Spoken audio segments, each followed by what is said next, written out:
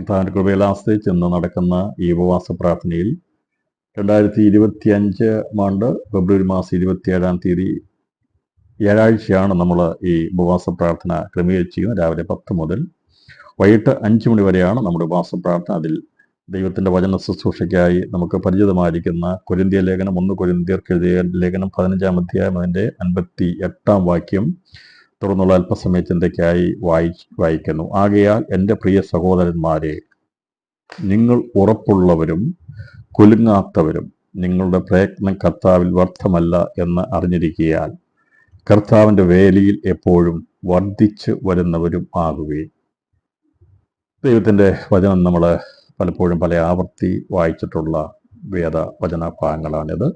പ്രത്യേകിച്ച് 1 കൊരിന്ത്യർ 15-ാം അധ്യായം അത് പലപ്പോഴും പല ആവർത്തി പല സന്ദർഭങ്ങളിൽ വായിക്കുന്ന ഒരു തിരുവചന ഭാഗമാണ്. പുനരുത്ഥാനത്തോടുള്ള ബന്ധത്തിൽ യേശുക്രിസ്തു മുഖാന്തരം ജയം നൽകുന്ന ദൈവത്തിന് സ്തോത്രം പറയുന്ന ഒരു സ്തോത്ര ലേഖനമാണ് ഈ കൊരിന്ത്യ ലേഖനത്തിൻ്റെ 15-ാം അധ്യായം. സ്തോത്രഗീതം പോലെ തന്നെ ഒരു സ്തോത്ര ലേഖനമാണ്. മനുഷ്യ വംശത്തിൻ്റെ മരണത്തിൻ്റെ പിടിയിൽ നിന്ന് അവനെ വിടുവിച്ച് അവന് നൽകുന്ന ദൈവത്തിൻ്റെ തേജസ്സിനെക്കുറിച്ചും പുനരുത്ഥാന നിരകളെക്കുറിച്ചും അനുഗ്രഹിക്കപ്പെട്ട ദൈവിക വാക്തത്വങ്ങളാകുന്ന നിത്യജീവനെക്കുറിച്ചുള്ള കാഴ്ചപ്പാട്, നിത്യജീവകാലത്തെക്കുറിച്ചുള്ള അള്ളപ്പാടുകളെ വളരെ വ്യക്തമായി രേഖപ്പെടുത്തിയിരിക്കുന്ന ഒരു ലേഖനത്തിൻ്റെ പ്രധാന അധ്യായമാണ് കൊരിന്ത്യർ 1 ലേഖനത്തിൻ്റെ 15-ാമത്തെ അധ്യായം. ഇതിൽ കർത്താവിൻ്റെ ദാസൻ വളരെ ശക്തമായി പ്രബോധിപ്പിച്ചു ഉണർത്തുന്നത് നിങ്ങളുടെ പ്രയത്നം കർത്താവിൽ വ്യർത്ഥമല്ല, അതിനുവേണ്ടി നിങ്ങൾ ഉറപ്പുള്ളവരും കുലുങ്ങാത്തവരും ആയിരിക്കണമെന്നാണ് രേഖപ്പെടുത്തിയിരിക്കുന്നത്. ഇപ്പോൾ ദൈവ മക്കളുടെ പ്രയത്നത്തിന് അത് ഫലവത്തായിട്ടുള്ളതാണ്. ദൈവജനത്തിൻ്റെ ഏത് പ്രവൃത്തിയും അതിന് പ്രയോജനമുള്ളതാണ്, അപ്രയോജനമല്ല. ബാക്കിയുള്ള എല്ലാ കാര്യങ്ങൾക്കും ഇവിടുത്തെ പ്രയത്നങ്ങൾക്കൊക്കെ ഇവിടെ അതിൻ്റെതായ പ്രയോജനം ലഭിക്കും. ശരീരാഭ്യാസം കൊണ്ട് ശരീരത്തിൻ്റെ ഗുണം ഈ ലോകത്തിൽ ലഭിക്കും. വിദ്യാഭിവൃദ്ധി കൊണ്ട് ജ്ഞാനം സമ്പാദിച്ച് ലോകത്തിൻ്റെ ഉന്നത സ്ഥാനമാനങ്ങൾ അലങ്കരിക്കാൻ പറ്റും. അങ്ങനെ വിവിധമായ നേട്ടങ്ങൾ ഭൗമിക ജീവിതത്തോട് ബന്ധത്തിൽ ഉണ്ടാക്കിയെടുക്കുവാൻ കഴിയുമ്പോൾ ദൈവഭക്തന്മാരെക്കുറിച്ച്, ദൈവമക്കളെക്കുറിച്ച് ഇവിടെ പറഞ്ഞിരിക്കുന്നത് ലോകത്തിൻ്റെ ദൃഷ്ടിയിൽ കാണാത്തതും എന്നാൽ ദൈവത്തിന് പ്രസാദമുള്ള ദൈവത്തിൻ്റെ വേല അത് ചെയ്യുന്നത് അത് ഏറ്റവും ശ്രേഷ്ഠകരമാണ്. അതിനാണ് നാം ഊന്നൽ കൊടുക്കേണ്ടത്. അങ്ങനെ ചെയ്യുമ്പോൾ നമ്മളെ ധൈര്യഹീനരാക്കി തീർക്കുവാൻ, നമ്മുടെ ബലം ഇല്ലാതാക്കി കെടുത്തിക്കളയുവാൻ, നമ്മളെ കുലുക്കുവാൻ വേണ്ടി നമ്മൾ കുലുങ്ങിപ്പോകത്തക്കവണ്ണമുള്ള പല പോരാട്ടങ്ങളിലൂടെ കടന്നു പോകണം. എന്നാൽ അതിലൊന്നും നാം വീണു പോകരുത്. ധൈര്യമുള്ളവരും കുലുങ്ങാത്തവരുമായി നമ്മുടെ പ്രയത്നം അത് കർത്താവിൽ വൃഥാവല്ലെന്ന് അറിഞ്ഞുകൊണ്ട് കർത്താവിൻ്റെ വേലയിൽ എപ്പോഴും വർദ്ധിച്ചു വരണമെന്നാണ് പറഞ്ഞിരിക്കുന്നത്. ഇപ്പോൾ ചെറിയൊരു കാര്യമല്ല ദൈവം തൻ്റെ ദാസന്മാരായിരിക്കുന്ന ദൈവസഭയുടെ മേൽ പകർന്നിരിക്കുന്നത്. ഇത് വലിയ ഒരു വിഷയമായതുകൊണ്ട് അതിനെതിരെ ശക്തമായ പോരാട്ടങ്ങളുമുണ്ട്. ഇവിടുത്തെ ലോകാധിപതികളോ ഇവിടുത്തെ ലോകത്തിൻ്റെ സ്ഥിതിഗതികളോ മാത്രമാണ് പോരാട്ടമെങ്കിൽ ഒരു പരിധിവരെ അവർക്ക് പരസ്പരം പോരാടി ജയിക്കാൻ സാധിക്കും. നമുക്കറിയാം, യുദ്ധങ്ങളുണ്ടാകുമ്പോൾ ആ 2 രാജ്യങ്ങൾ തമ്മിലുള്ള യുദ്ധത്തിൻ്റെ കഴിവനുസരിച്ച് അവർക്ക് ജയമോ പരാജയമോ ഉണ്ടാകാൻ സാധ്യമാക്കും. എന്നാൽ ദൈവമക്കളെ സംബന്ധിച്ച് അങ്ങനെ ഒരു ജഡിക പോരാട്ടമല്ല ദൈവം നമുക്ക് തന്നിരിക്കുന്നത്. അത് ആത്മീയമായതുകൊണ്ട് ദുഷ്ടശക്തിക്കെതിരെ, പൈശാചിനെതിരെ പോരാടുന്നത് കൊണ്ട് അതിന് തക്കതായ ദൈവകൃപയുടെ ആഴം വർദ്ധിച്ചെങ്കിൽ മാത്രമേ ദൈവത്തിൻ്റെ കൃപയെ നിൽക്കാൻ കഴിയത്തുള്ളൂ. അതാണ് ഇവിടെ പറഞ്ഞിരിക്കുന്നത്. നിങ്ങളുടെ പ്രയത്നം വൃഥാവല്ലെന്നറിഞ്ഞ് നാം ഉറപ്പുള്ളവരും കുലുങ്ങാത്തവരുമായിട്ടാണ്. എങ്ങനെയാണ് ഒരു മനുഷ്യനെ ഉറപ്പുള്ളവനാക്കുന്നത്, കുലുങ്ങാത്തവനാക്കുന്നത് എന്നുള്ളത് ഇന്ന് പകൽ സമയം ചില ദൃഷ്ടാന്തങ്ങളിലൂടെ നാം ചിന്തിച്ച് മനസ്സിലാക്കേണ്ടിയിരിക്കുന്നു. അപ്പോൾ മനുഷ്യ ജീവിതത്തിൽ കുലുങ്ങാത്തവരായിട്ട് ആരുമില്ല. നമ്മുടെയൊക്കെ ജീവിതത്തിൽ വിവിധ വിഷയങ്ങളുള്ള ബന്ധത്തിൽ നാം കുലുങ്ങിപ്പോയിട്ടുണ്ട്, ധൈര്യഹീനരായി തീർന്നിട്ടുണ്ട്, എന്താണെന്നറിയാതെ ഭാരപ്പെട്ടു പോയിട്ടുണ്ട്. എന്നാൽ ഇന്നും നമ്മെ നിർത്തിയിരിക്കുന്ന ദൈവസ്നേഹത്തിനായി ദൈവത്തിന് സ്തോത്രം ചെയ്യാം. നമുക്ക് അതുകൊണ്ട് പറയുകയാണ്, പ്രിയ സഹോദരന്മാരെ, നിങ്ങൾ ഉറപ്പുള്ളവരും കുലുങ്ങാത്തവരും. എൻ്റെ അർത്ഥം പൗലോസ് വിളിച്ചു പറയുകയാ, ഇത് സാംഭവികമാണ്, സംഭവിക്കും. നാം ഉറപ്പ്, നമ്മുടെ ധൈര്യമൊക്കെ ഇല്ലാതായിത്തീരും. നാം കുലുങ്ങിപ്പോകാൻ സാധ്യതകളുണ്ട്. അതുകൊണ്ട് നാം അങ്ങനെ ആയിത്തീരാതിരിക്കാൻ വേണ്ടി എപ്പോഴും ചിന്തിക്കേണ്ടത്, നാം ചെയ്യുന്ന ഒന്നും വൃഥാവല്ല, നിത്യതയുടെ സമ്പാദ്യമാണെന്നുള്ള ചിന്തയുണ്ടെങ്കിൽ മാത്രമേ ദൈവത്തിൻ്റെ വേലയിൽ വർദ്ധിച്ചു വരുവാൻ കഴിയത്തുള്ളൂ എന്നാണ് പൗലോസോടെ രക്തചുരുക്കമായി രേഖപ്പെടുത്തിയിരിക്കുന്നത്. അപ്പോൾ ഈ ഉറപ്പുള്ളവരും കുലുങ്ങാത്തവരും ആയിത്തീരുന്ന വ്യക്തികളുടെ മുമ്പിൽ ദേശം കുലുങ്ങുവാനിടയായിത്തീരും. ദൈവമക്കൾ കുലുങ്ങാതെ നിന്നു കഴിഞ്ഞാൽ അത് ദേശത്തിന് കുലുക്കമുണ്ടാകുമെന്നുള്ളത് നമുക്ക് ദൈവത്തോടെ കാണാൻ സാധിക്കുന്നുണ്ട്. ഞാൻ അതിന് ഒന്ന് രണ്ട് തെളിവുകൾ രേഖപ്പെടുത്തി നമുക്ക് ഈ ദൈവവചനം ശുശ്രൂഷ എന്നിവിടെ അവസാനിപ്പിക്കാം. നമുക്കറിയാം, അപ്പോസ്തല പ്രവൃത്തികളുടെ പുസ്തകം 5-ാം അധ്യായത്തിലേക്ക് വരുമ്പോൾ കാണാൻ സാധിക്കുന്നത്, ദൈവസഭ സ്ഥാപിതമായി, അത് ദൈവത്തിന്റെ പരിശുദ്ധാത്മാവ് അത് ശക്തിയോടെ വ്യാപരിച്ച് 120 പേരുടെ ഉള്ളിലേക്ക് വന്നു കഴിഞ്ഞപ്പോൾ അവര് കുലുങ്ങി. ശരിക്ക് അവർ ആരാധിച്ചു, അവർ ദൈവത്തെ മഹത്വപ്പെടുത്തി. അവർ വ്യാപരിച്ച ശക്തി അവരെ അവിടുത്തെ ഇരുത്തുവാൻ കഴിയാത്ത വിധത്തിൽ അവരുടെ നാവുകൾ ചലിക്കുവാൻ തുടങ്ങി. ശക്തമായ ഒരു ആത്മപ്രവാഹം അവിടെ ഉണ്ടായപ്പോൾ അവരെല്ലാവരും വളരെയധികം ശക്തിയോടെ ദൈവത്തിന് സ്തോത്രം ചെയ്തതായിട്ട് നമുക്ക് അപ്പോസ്തല പ്രവൃത്തി 2-ാം അധ്യായത്തിൽ കാണുന്നുണ്ട്. എന്നാൽ ദൈവവേല തുടങ്ങി ദൈവത്തിന്റെ സഭ സ്ഥാപിതമായി ദൈവിക പ്രവൃത്തിയിൽ മുൻപോട്ട് പോകുമ്പോൾ വലിയ അത്ഭുതങ്ങളും അടയാളങ്ങളും നടക്കുന്നത് അതിൻ്റെ ദൈവിക പരിശുദ്ധാത്മാവിന്റെ യേശുക്രിസ്തുവിന്റെ ഉയർപ്പിന്റെ ശക്തി വ്യാപരിക്കും തോറും അവിടെ വ്യാപരിച്ചിരുന്ന ഇരുൾ മാറുവാൻ തുടങ്ങിയപ്പോൾ അവിടെ സംഭവിച്ചത്, അതിനെതിരെ ശക്തമായ പ്രതികൂലം എഴുന്നേറ്റ് ഈ ഉറപ്പോടെ നിൽക്കുന്ന, ധൈര്യത്തോടെ നിൽക്കുന്ന, കുലുങ്ങാതെ നിൽക്കുന്ന ദൈവജനത്തെ കുലുക്കുവാൻ വേണ്ടി, അന്നത്തെ സഭയെ കുലുക്കാൻ വേണ്ടി സാത്താൻ അവിടെയുള്ള മഹാപുരോഹിതന്മാരെയും പുരോഹിതന്മാരെയും പടനായകന്മാരെയും സദൂക്യരെയും ഒക്കെ അവർക്ക് നേരെ കൊണ്ടുവരുന്നതായിട്ടാണ് കാണാൻ സാധിക്കുന്നത്. അപ്പോൾ എവിടെ ദൈവപ്രവൃത്തി ഉണ്ടാകുമോ, ആരെങ്കിലും ഒരു ദേശത്ത് നിൽക്കുവാൻ വേണ്ടി ആഗ്രഹത്തോടെ പരിശുദ്ധാത്മാവിന്റെ നിറവിൽ നിന്നാൽ ആരാധിക്കുവാൻ, ദൈവകൃപ വ്യാപരിക്കാൻ വേണ്ടി തുടങ്ങുമ്പോൾ അതിനെതിരെ ശക്തമായ പോരാട്ടങ്ങൾ ഉണ്ടായി ഏതെങ്കിലും വിധത്തിൽ അവരെ അവിടുന്ന് പറിച്ചു കളയുവാൻ, ദേശത്തുനിന്ന് മുടിച്ചു കളയുവാൻ, ഇല്ലാതാക്കി കളയാനുള്ള ശക്തമായ പോരാട്ടങ്ങൾ അന്ധകാരത്തിന്റെ ശക്തികൾ അഴിച്ചുവിടും എന്നുള്ളതാണ് നമുക്ക് ഈ ആദിമ നൂറ്റാണ്ടിലെ സഭയുള്ള ബന്ധത്തിൽ പഠിക്കുമ്പോൾ കാണാൻ സാധിക്കുന്നത്. അതിനെയാണ് പോരാട്ടം എന്ന് പറയുന്നത്. നമ്മൾ പലപ്പോഴും പറയുന്നത് ദൈവമക്കൾക്ക് പോരാട്ടമുള്ളതെന്നുള്ളത്. എന്നാൽ പലരും ചോദിക്കും, എന്താണ് ഇത്ര പോരാട്ടം? ബന്ധുക്കോസ്തർക്ക് മാത്രമേ പോരാട്ടമുള്ളൂ, എന്നവർക്ക് പോരാട്ടം, അവർക്കൊന്നും വിഷയങ്ങളാന്ന് പറയും. കാരണം എന്താണെന്നറിയാമോ? കാരണം മറ്റുള്ളവരെ പറിച്ചു കളയാൻ വേണ്ടി ആരും പ്രവർത്തിക്കുന്നില്ല. നട്ടത് അവിടെ നിൽക്കുകയുള്ളൂ.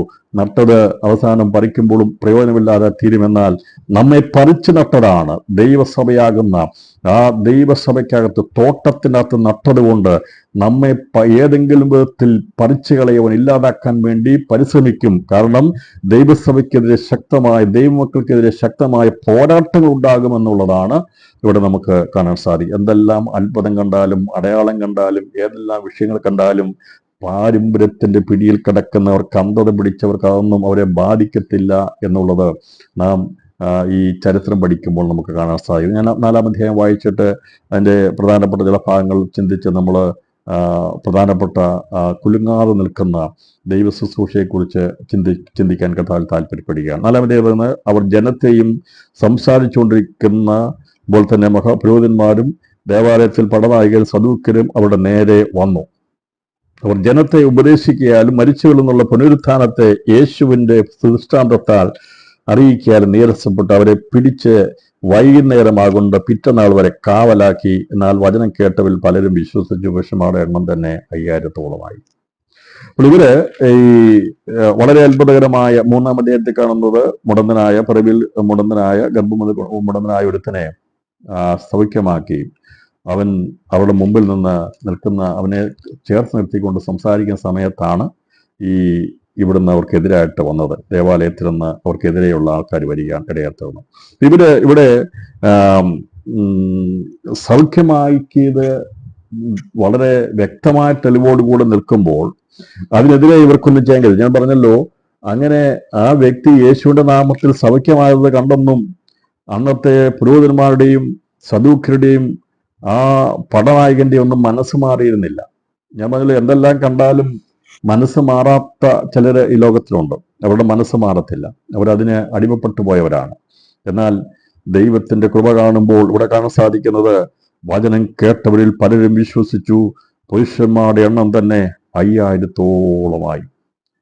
ദൈവ വചനം അത് സത്യത്തോടും നീതിയോടും കൂടി വ്യാപരിച്ചു കഴിയുമ്പോൾ, അത് അത്ഭുത അടയാളങ്ങളാൽ വ്യാപരിക്കപ്പെട്ടു തുടങ്ങുമ്പോൾ, അത് പിന്നീട് പടരാതിരിക്കുവാൻ, അത് പരന്ന് മറ്റുള്ള സ്ഥലങ്ങളിലേക്ക് എത്താതിരിക്കുവാൻ, കുടുംബങ്ങളിൽ നിന്ന് കുടുംബങ്ങളിലേക്ക് അത് നീങ്ങാതിരിക്കുവാൻ, തലമുറയിൽ നിന്ന് തലമുറയിലേക്ക് നീങ്ങാതിരിക്കാൻ വേണ്ടി പ്രബലപ്പെട്ടു നിന്ന് പോരാടുന്ന പൈശാചിക പാരമ്പര്യ ശക്തികളുണ്ട്. അതിനെതിരെയാണ് ഇന്ന് പകൽ സമയം നാം ശക്തമായി പ്രാർത്ഥിക്കേണ്ടത്. നമ്മിൽ പകർന്നിരിക്കുന്ന ദൈവശക്തിയും ദൈവിക ദർശനവും അടുത്ത തലമുറയ്ക്ക് വേണ്ടി പകരുവാൻ വേണ്ടി നാം പ്രാർത്ഥിക്കണം. അത് പറിച്ചു കളയുവാൻ, ഇല്ലാതാക്കി കളയുവാൻ, തലമുറയെ വിശ്വാസത്തിന് അകറ്റിക്കളയുവാൻ വേണ്ടി അത്യധികമായി പരിശ്രമിക്കുന്ന പൈശാചിക ശക്തികളും മേൽക്കോയ്മകളുമുണ്ട്. അതിനെതിരെ അത് ദൈവ വചനം പരക്കാതിരിക്കുവാൻ, വിശ്വാസം തലമുറകളിലേക്ക് വ്യാപരിക്കാതിരിക്കുവാൻ, മറ്റുള്ളവരിലേക്ക് പടരാതിരിക്കാൻ വേണ്ടി വ്യാപരിക്കുന്ന പോരുകൾ ശക്തിയോടെ നേരെ വരുമ്പോൾ അത് പ്രത്യക്ഷത്തിലും വരും, പരോക്ഷമായിട്ടും വരും. എന്ന് പറഞ്ഞല്ലോ, ഇവിടെ പ്രത്യക്ഷത്തിൽ ഇടപെടുകയാണ്. കാരണം അവർക്കവിടെ അധികാരമുള്ളത് കൊണ്ട് സാധാരണക്കാരായിരിക്കുന്ന ഈ ആൾക്കാരുടെ നേരെ അവർ നോക്കിയപ്പോൾ അവരുടെ നേരെ പ്രത്യക്ഷത്തിൽ ചെല്ലാൻ അവർക്ക് കഴിയും. കാരണം ഇവർ നിരായുധരാണ്, സംഘടിതരല്ല. ഇവർക്ക് മറ്റ് യാതൊരു കഴിവുമില്ലാത്തത് കൊണ്ടാണ് ശത്രു ഇവർക്ക് നേരെ പ്രത്യക്ഷത്തിൽ ഈ ശക്തി അയക്കുന്നത്. നമുക്കറിയാമല്ലോ, അസംഘടിതരായിരിക്കുന്ന, നിരായുധരായിരിക്കുന്ന, ഒന്നും ചെയ്യലെന്ന് കഴിയാത്തവർക്കെതിരെ പ്രത്യക്ഷത്തിൽ സാത്താൻ എന്ത് ചെയ്യും?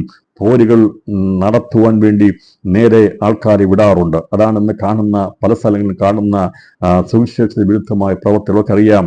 നമ്മൾ അസംഘടിതരാണ്, അല്ലെങ്കിൽ ശക്തിയില്ലാത്തവരാണ്, എതിർക്കാത്തവരാണ്, അതുകൊണ്ട് എന്തും ചെയ്തു കൂട്ടാമെന്നുള്ള ധാരണ അവർക്കുണ്ട്. പക്ഷേ പ്രിയപ്പെട്ടവരെ, അവർ വന്നാലൊന്ന് കുലുങ്ങിപ്പോകുന്നവരല്ല ദൈവമക്കൾ എന്നുള്ളത് ദൈവസഭയുടെ ആദിമ ചരിത്രത്തിന്റെ ചില താളുകൾ പഠിക്കുമ്പോൾ തന്നെ നമുക്ക് കാണാൻ സാധിക്കുന്നുണ്ട്. പിറ്റന്നാൾ ഇവരെ പിടിച്ച് തടവിലാക്കി. അന്ന് വൈകുന്നേരം ആകൊണ്ട് പിറ്റന്നാൾ വരെ കാവലാക്കി. എന്താ കാര്യം? എന്താ? ഈ മുടന്തനായിരുന്ന അവിടെ അവനെ എഴുന്നേൽപ്പിച്ച് അവൻ സൗഖ്യമുള്ളവനായി, വിടുതൽ പ്രാപിച്ചവനായി അവൻ നിവർന്നു നിന്ന് ദൈവത്തെ തുള്ളിയും ചാടിയും മഹത്വപ്പെടുത്തുന്നത് കണ്ടു കഴിഞ്ഞപ്പോൾ പാരമ്പര്യത്തിന്റെ ശക്തികൾക്ക്, അന്യാരാധനയുടെ ശക്തികൾക്ക്, അല്ലെങ്കിൽ മറ്റ് ദൈവങ്ങളെ ആരാധിക്കുന്നവർക്ക് അത് പിടിക്കത്തില്ലെന്ന്. ഇവിടെ യഹൂദന്മാരുടെ ബന്ധത്തിൽ പാരമ്പര്യമാണെങ്കിൽ ഏതെങ്കിലും ദേശത്ത് ദൈവസഭയും ദൈവിക കാര്യങ്ങളും പ്രബലപ്പെടുമ്പോൾ അതിന് വിരുദ്ധമായി ആ ദേശത്തെ ശക്തികൾ എഴുന്നേറ്റ് ഏത് വിധത്തിലും ഇതിനെ ഇല്ലാതാക്കാൻ വേണ്ടി ശ്രമിക്കുന്നു എന്നുള്ളതാണ് നാം ഇവിടെ വായിക്കുമ്പോൾ മനസ്സിലാകുന്നത്. പിന്നെ നമ്മളവിടെ പ്രമാണികളും മൂപ്പന്മാരും ശാസ്ത്രിമാരും യെരൂശലേമിൽ ഒന്നിച്ചുകൂടി. മഹാപുരോഹിതനായ ഹന്നാവും കയ്യപ്പാവും യോഹന്നാനും അലക്സണ്ടറും മഹാപുരോഹിത വംശമുള്ളവരൊക്കെയും ഉണ്ടായിരുന്നു. ഇവരാരും തന്നെ, നമുക്കറിയാം, യേശു ക്രിസ്തുവിനെ പിടിച്ച സമയത്തുണ്ടായിരുന്ന സകല മഹാപുരോഹിത വംശവും ഒന്നുപോലും കുറയാതെ അവരെല്ലാം ആ കുടുംബത്തിന്റെ പാരമ്പര്യമായി അനുസരിച്ച് അഹരോന്യ ക്രമത്തിൽ അന്നത്തെ ആ നിലവാരത്തിൽ സ്ഥാനമാനം ഉണ്ടായിരുന്നവരെല്ലാം അതിൽ തന്നെ നിൽക്കുവാൻ ഇടയായിട്ട് അവരാരും മാറിയില്ല. അവരെ നടുവിൽ നിർത്തി, ഏത് ശക്തി കൊണ്ടോ ഏത് നാമത്തിലോ നിങ്ങൾ ഇത് ചെയ്തു എന്ന് ചോദിച്ചു. പത്രോസ് പരിശുദ്ധാത്മാവ് നിറഞ്ഞവരായി അവരോട് പറഞ്ഞത്, ജനത്തിന്റെ പ്രമാണികളും മൂപ്പന്മാരുമായുള്ളവരെ, ഈ ബലഹീന മനുഷ്യനുണ്ടായ ഉപകാര നിമിത്തം ഇവൻ എന്തൊന്നിനാൽ സൗഖ്യമെന്ന് ഞങ്ങളെ എന്ന് വിസ്തരിക്കുന്നുവെങ്കിൽ, നിങ്ങൾ ക്രൂശിച്ചവനും ദൈവം മരിച്ചവരിൽ നിന്ന് ഉയർപ്പിച്ചവനുമായി നസനായ യേശു ക്രിസ്തുവിന്റെ നാമത്തിൽ തന്നെ ഇവൻ സൗഖ്യമുള്ളവനായി നിങ്ങളുടെ മുമ്പിൽ നിൽക്കുന്നു എന്ന് നിങ്ങളെല്ലാവരും ഇസ്രായേൽജനമൊക്കെയും അറിഞ്ഞുകൊള്ളുകയെന്ന് പറഞ്ഞു.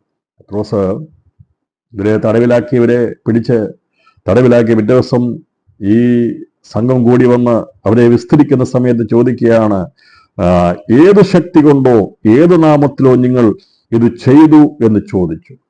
മനസ്സിലായി, ആ മുടന്തൻ സൗഖ്യമായി എന്നുള്ളത് മനസ്സിലായി. അവർ ചോദിക്കുന്നത് എന്താണെന്ന് ചോദിച്ച് അതിശയപ്പെട്ട് അവര് വിശ്വസിച്ച് ആ നാമത്തിലോടോ അല്ലെങ്കിൽ അവിടെ വ്യാപരിച്ച ശക്തിയോടോ അവർ ചേരുകയല്ല ചെയ്തത്, അവർ അതിനെതിരെ നിൽക്കുകയാണ് ചെയ്തത്. വിചാരിക്കരുത് അത്ഭുതം നടന്നു കഴിഞ്ഞാൽ ദേശത്തുള്ള എല്ലാവരും വിശ്വാസമെന്ന് വിചാരിക്കരുത്. ചില വിചാരിക്കുന്ന ഒരു അത്ഭുതം നടന്നു കഴിഞ്ഞാൽ എവിടെയും സൗഖ്യമായാൽ അല്ലെങ്കിൽ ഭൂതം വിട്ടുപോയാൽ വലിയൊരു പ്രവർത്തനമായി എല്ലാവരും വിശ്വാസത്തിലെന്നാരും വിചാരിക്കരുത്. അതിന് അങ്ങനെ വിശ്വാസി വരാൻ സാധ്യതകൾ വളരെ കുറവാണ്. എന്നാൽ വലിയൊരു ജനത്തെ സ്വാധീനിക്കുവാൻ അതിന് സാധിക്കും. എന്നാൽ പാരമ്പര്യത്തിന്റെ മേൽക്കോയ്മകൾ നിൽക്കുന്നവർക്ക് ചലനമുണ്ടാകത്തില്ല. അവർ അതിൽ ഉറച്ചു തന്നെ നിൽക്കും. കാരണം അവർ അതിൽ അടിയുറച്ചു നിൽക്കുന്നതുകൊണ്ട് ഏത് കണ്ടാലും അതിനെതിരെ അവർ എപ്പോഴും പോരാടുവാൻ സന്നദ്ധരായിട്ട് മുൻപോട്ട് നിൽക്കുന്നതിനെ കുറിച്ച് അവിടെ പറഞ്ഞിരിക്കുന്നത്. പരിശുദ്ധമായി നിറഞ്ഞവരായി അവരോട് പറഞ്ഞു. അപ്പോൾ പത്രോസ് വളരെയധികം ധൈര്യഹീനനും ബലഹീനനുമായിരുന്നു പത്രോസ്. എന്നാൽ ദൈവത്തിന്റെ പരിശുദ്ധാത്മാവ് തന്റെ ഹൃദയത്തിൽ ഇറങ്ങി വന്നു കഴിഞ്ഞപ്പോൾ, നമുക്കറിയാം യേശുവിനെ തള്ളി പറഞ്ഞവനാണ്, യേശുവിനോടുള്ള സ്നേഹത്തിൽ മുമ്പ് നിന്നവനാണ്, എല്ലാ കാര്യത്തിലും വളരെ ആക്റ്റീവായി നിന്നവരാണെന്നാൽ പിന്മാറുന്ന കാര്യത്തിൽ അല്ലെങ്കിൽ പുറകോട്ട് പോകുന്ന കാര്യത്തിലും പത്രോസ് എപ്പോഴും മുമ്പിൽ നിൽക്കാറുണ്ട്. ഞാൻ പറഞ്ഞല്ലോ, ഏത് കാര്യത്തിൽ നല്ല കാര്യത്തിൽ മുമ്പോട്ട് നിൽക്കുന്ന പോലെ തന്നെ പല മോശമായ കാര്യങ്ങൾക്കും അതുപോലെ തന്നെ മുമ്പിൽ നിൽക്കുന്നു. ഈ മുന്നോട്ട് പോകുന്നവർക്ക് രണ്ട് രീതിയിലുണ്ട്. ഒന്ന്, മുന്നേറുന്ന അതേ സ്പീഡിൽ തന്നെ പുറകോട്ട് പോകാനുള്ള സാധ്യതകളുണ്ട്. വളരെ മുന്നേറുവാൻ തീവ്രമായി മുമ്പോട്ട് പോകുന്നവര് പിന്മാറിക്കഴിഞ്ഞാൽ വളരെ വേഗത്തിൽ തന്നെ പിന്മാറിപ്പോകും. അതാണ് നമുക്ക് കാണാൻ സാധിക്കും. അപ്പോൾ ഏറ്റവും അതുപോലെ ഒരു സ്വഭാവമാണ്.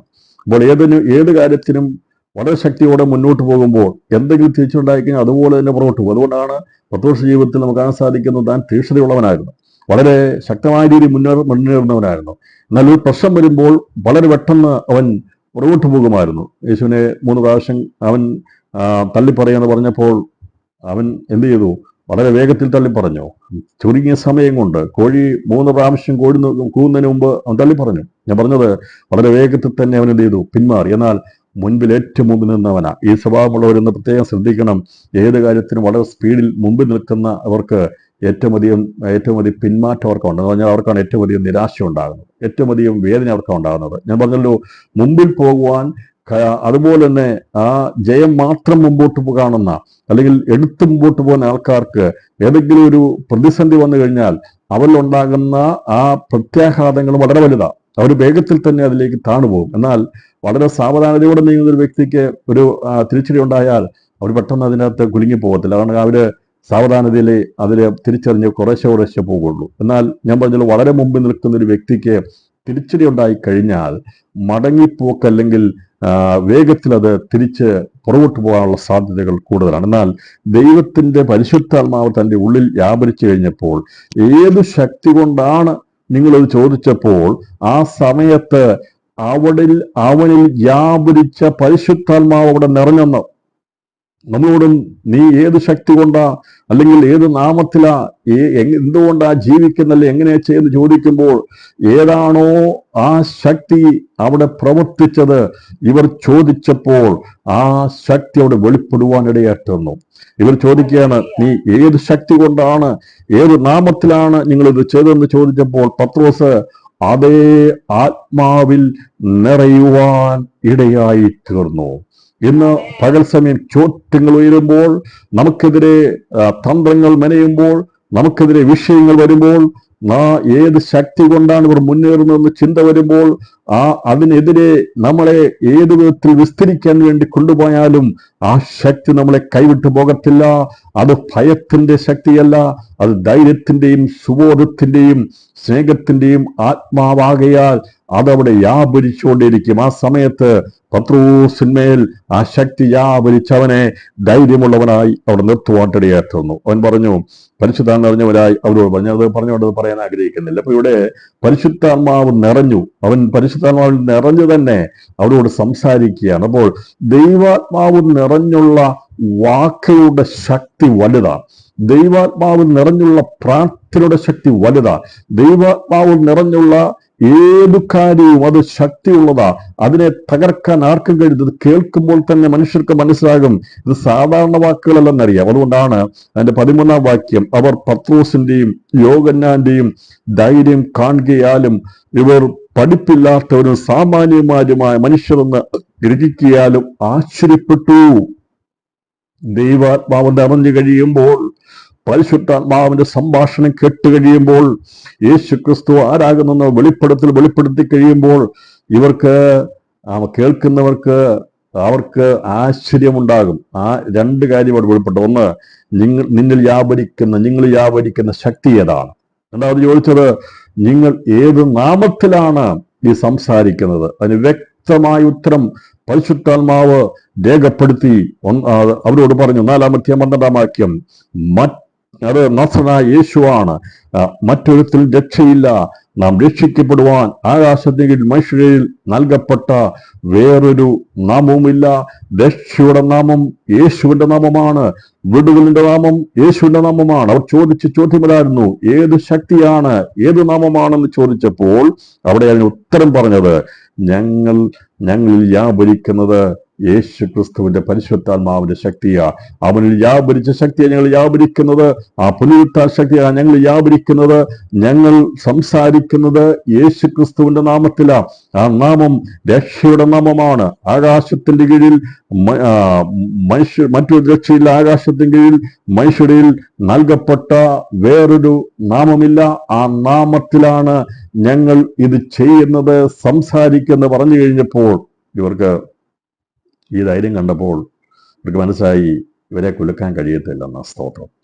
എന്നാൽ പകൽസമയം പ്രിയപ്പെട്ടവരെ, ഏത് വിഷയത്തിലും മധ്യത്തിലും ആത്മനിറവിൽ ആരാധിക്കുക, പ്രാർത്ഥിക്കുക, ദൈവത്തിന്റെ കൃപയാപരിക്കുക. ആ സമയത്ത് ദൈവത്തിൽ ആശ്രയിച്ചാൽ ഏത് വിഷയത്തിനും നമുക്ക് ധൈര്യത്തോടെ നിൽക്കാൻ സാധിക്കും. കുലുങ്ങിപ്പോവാൻ ദൈവം സമ്മതിക്കുകയില്ല. അപ്പൊ ജയമുണ്ടാകണമെങ്കിൽ, ജയിക്കണമെങ്കിൽ നാം ആത്മനിറവിലായിരിക്കണം. ആത്മനിറവുണ്ടെങ്കിലേ സജിപാസ പറഞ്ഞതുപോലെ ആത്മാവിന്റെ ജ്വലനമുണ്ടെങ്കിൽ മാത്രമേ, അഭിഷേകത്തിന് ശക്തി വ്യാപരിച്ചെങ്കിൽ മാത്രമേ ജയിക്കാൻ കഴിയത്തുള്ളൂ. എന്നാൽ നിന്നെ തളർത്തിക്കളയുവാൻ, ആരാധന ഒരു അലസ്യമാക്കി കളയുവാൻ, അല്ലെങ്കിൽ അതിന് ശക്തി കെടുത്തി കളയുവാൻ, ദൈവജനത്തിന്റെ ശക്തി ആരാധനയിലാണെന്ന് അറിഞ്ഞുകൊണ്ട്, അതിനെ ഏതെങ്കിലും വിധത്തിൽ പ്രാർത്ഥനയിലാണെന്ന് അറിഞ്ഞുകൊണ്ട്, വചനത്തിലാണെന്ന് അറിഞ്ഞുകൊണ്ട്, ഈ 3 കാര്യങ്ങളിൽ നിന്ന് ദൈവസഭയെ പുറകോട്ട് വലിക്കുവാൻ സാത്താൻ പരിശ്രമിച്ചുകൊണ്ടിരിക്കുക.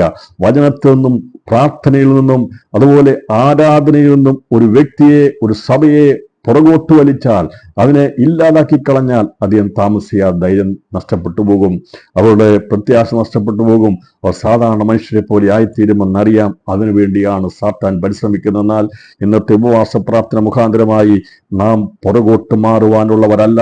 ആത്മബലം പ്രാപിച്ചുകൊണ്ട് പ്രാർത്ഥനയിലും വചനത്തിലും മുറ്റിരിപ്പാൻ ദിവസങ്ങളിൽ ദൈവപ്രവൃത്തിക്ക് വേണ്ടി നമ്മളെ സമർപ്പിക്കുന്ന ദിവസമായി മാറ്റണമെന്നാണ് കർത്താവിടെ ആഗ്രഹിക്കുന്നത്. ആശ്ചര്യപ്പെട്ടു. അവർ യേശുവിനോടുകൂടി ആയിരുന്നവരെന്നും അവൻ അറിഞ്ഞു സൗഖ്യം പ്രാപിച്ചു. ഇങ്ങനെ ഇത് സംഭവിച്ചു കഴിഞ്ഞിട്ട് ഞാൻ പറഞ്ഞത്, ഇവരെ കുലുക്കാൻ വേണ്ടി ശ്രമിച്ചെങ്കിൽ ദൈവാത്മാവ് പറയുന്നത്, നീതിമാൻ ഒരു നാളും കുലുങ്ങിപ്പോകുവാൻ ദൈവം സമ്മതിക്കുകയില്ല. എന്നേക്കും നിൽക്കുന്ന സിയോൻ പർവ്വതം പോലെ ദൈവത്തിൽ ആശ്രയിക്കുന്നവൻ എന്നേക്കും നിൽക്കുന്ന സിയോൻ പർവ്വതം പോലെയാകുമെന്നാണ് ദൈവം പറയുന്നത്. ഇവരെ കുലുക്കാൻ വേണ്ടിയാ ശ്രമിച്ചെങ്കിൽ ഈ സന്ദേശം വന്ന് എല്ലാവരും കൂടി ഒരുമിച്ച് ദൈവസന്നിധിയിൽ ഇരുന്ന് കഴിഞ്ഞപ്പോൾ ഇവരെ കുലുക്കാൻ വേണ്ടി നോക്കിയവരുടെ ദേശം കുലുങ്ങിയെന്ന്. അതാണ് അതിന്റെ 4-ാം അധ്യായം അതിന്റെ 31-ാം വാക്യം. ഇങ്ങനെ പ്രാർത്ഥിച്ചപ്പോൾ അവർ കൂടിയിരുന്ന സ്ഥലം കുലുങ്ങി, എല്ലാവരും പരിശുദ്ധാത്മാവ് നിറഞ്ഞവരായി ദൈവവചനം ധൈര്യത്തോടെ പ്രസ്താവിച്ചു. എന്താ പ്രാർത്ഥിച്ചെന്നറിയാമോ? സൗഖ്യമാക്കുവാൻ നിന്റെ കൈ നീട്ടുന്നതിനാലും നിന്റെ പരിശുദ്ധാസനായ യേശുവിന്റെ നാമത്താൽ അടയാളങ്ങളും അത്ഭുതങ്ങളും ഉണ്ടാകുന്നതിനാലും നിന്റെ വചനം പൂർണ്ണ ധൈര്യത്തോടും കൂടെ പ്രസ്താവിപ്പാൻ നിന്റെ ദാസന്മാർക്ക് കൃപ നൽകണമേ എന്നിവർ പ്രാർത്ഥിച്ചു. അപ്പോൾ ഇവർ പ്രാർത്ഥിച്ചത്, കർത്താവേ നിന്റെ കൃപ നൽകണമേ എന്ന് പ്രാർത്ഥിപ്പാനിടരുത്. ഈ ദിവസങ്ങളിൽ നാം പ്രാർത്ഥിക്കേണ്ടത്, കർത്താവേ നിന്റെ കൃപ ഞങ്ങൾക്ക് ധാരാളമായി നൽകണമേ എന്ന. ദൈവകൃപ നൽകിയാൽ, ദൈവകൃപ ലഭിച്ചു കഴിഞ്ഞാൽ നമ്മളെ കുലുക്കുവാൻ ആർക്കും കഴിയത്തില്ല. ദിവസങ്ങളിൽ ഭയപ്പെട്ടു പോകേണ്ട, ഭാരപ്പെട്ടു പോകേണ്ട, പേടിച്ചൊളിക്കേണ്ട, നാം ഭീരുക്കളാകേണ്ട. ദൈവകൃപയ്ക്ക് വേണ്ടി അയച്ചാൽ മതി. മറ്റൊന്നും നാം ചോദിക്കേണ്ട. കർത്താവേ ഈ വിഷയത്തെ ഞാൻ വല്ലാതെ ഭാരപ്പെടുന്നു, ഇതിന്മേൽ നിൽക്കുവാൻ എനിക്ക് സാധ്യമല്ല. എന്നാൽ എന്നെ കുലുക്കുന്ന, പിടിച്ചു കുലുക്കുന്ന, എന്നെ വല്ലാതെയാക്കുന്ന, ദുർബലമാക്കുന്ന ശക്തികൾ വ്യാപരിക്കുമ്പോൾ എനിക്ക് നിന്റെ കൃപയാവശ്യമാണെന്ന് ദൈവത്തോട് പ്രാർത്ഥിച്ചാൽ, ഇവിടെ പറഞ്ഞിരിക്കുന്നത്, അങ്ങനെ അവർ ഒരുമിച്ചിരുന്ന് പ്രാർത്ഥിച്ചപ്പോൾ എല്ലാവരും പരിശുദ്ധാത്മാവ് നിറഞ്ഞവരായി ധൈര്യത്തോടെ ദൈവം പ്രസ്താവിപ്പാൻ തക്കവണ്ണം അവർ കൂടിയിരുന്നപ്പോൾ സ്ഥലം കുലുങ്ങി.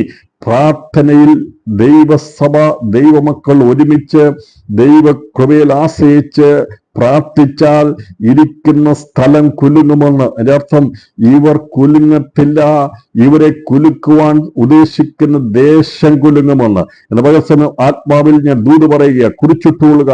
ദൈവമക്കളെ കുലുക്കുവാൻ, ദൈവമക്കളെ ദിവസങ്ങളിൽ പരാജയപ്പെടുത്തുവാൻ വേണ്ടി, ധൈര്യഹീനരാക്കാൻ വേണ്ടി, ഏതെങ്കിലും വിധത്തിൽ കുലുക്കുവാൻ വേണ്ടി പരിശ്രമിക്കുന്നുണ്ടെങ്കിൽ അത് സാധ്യമാകത്തില്ല.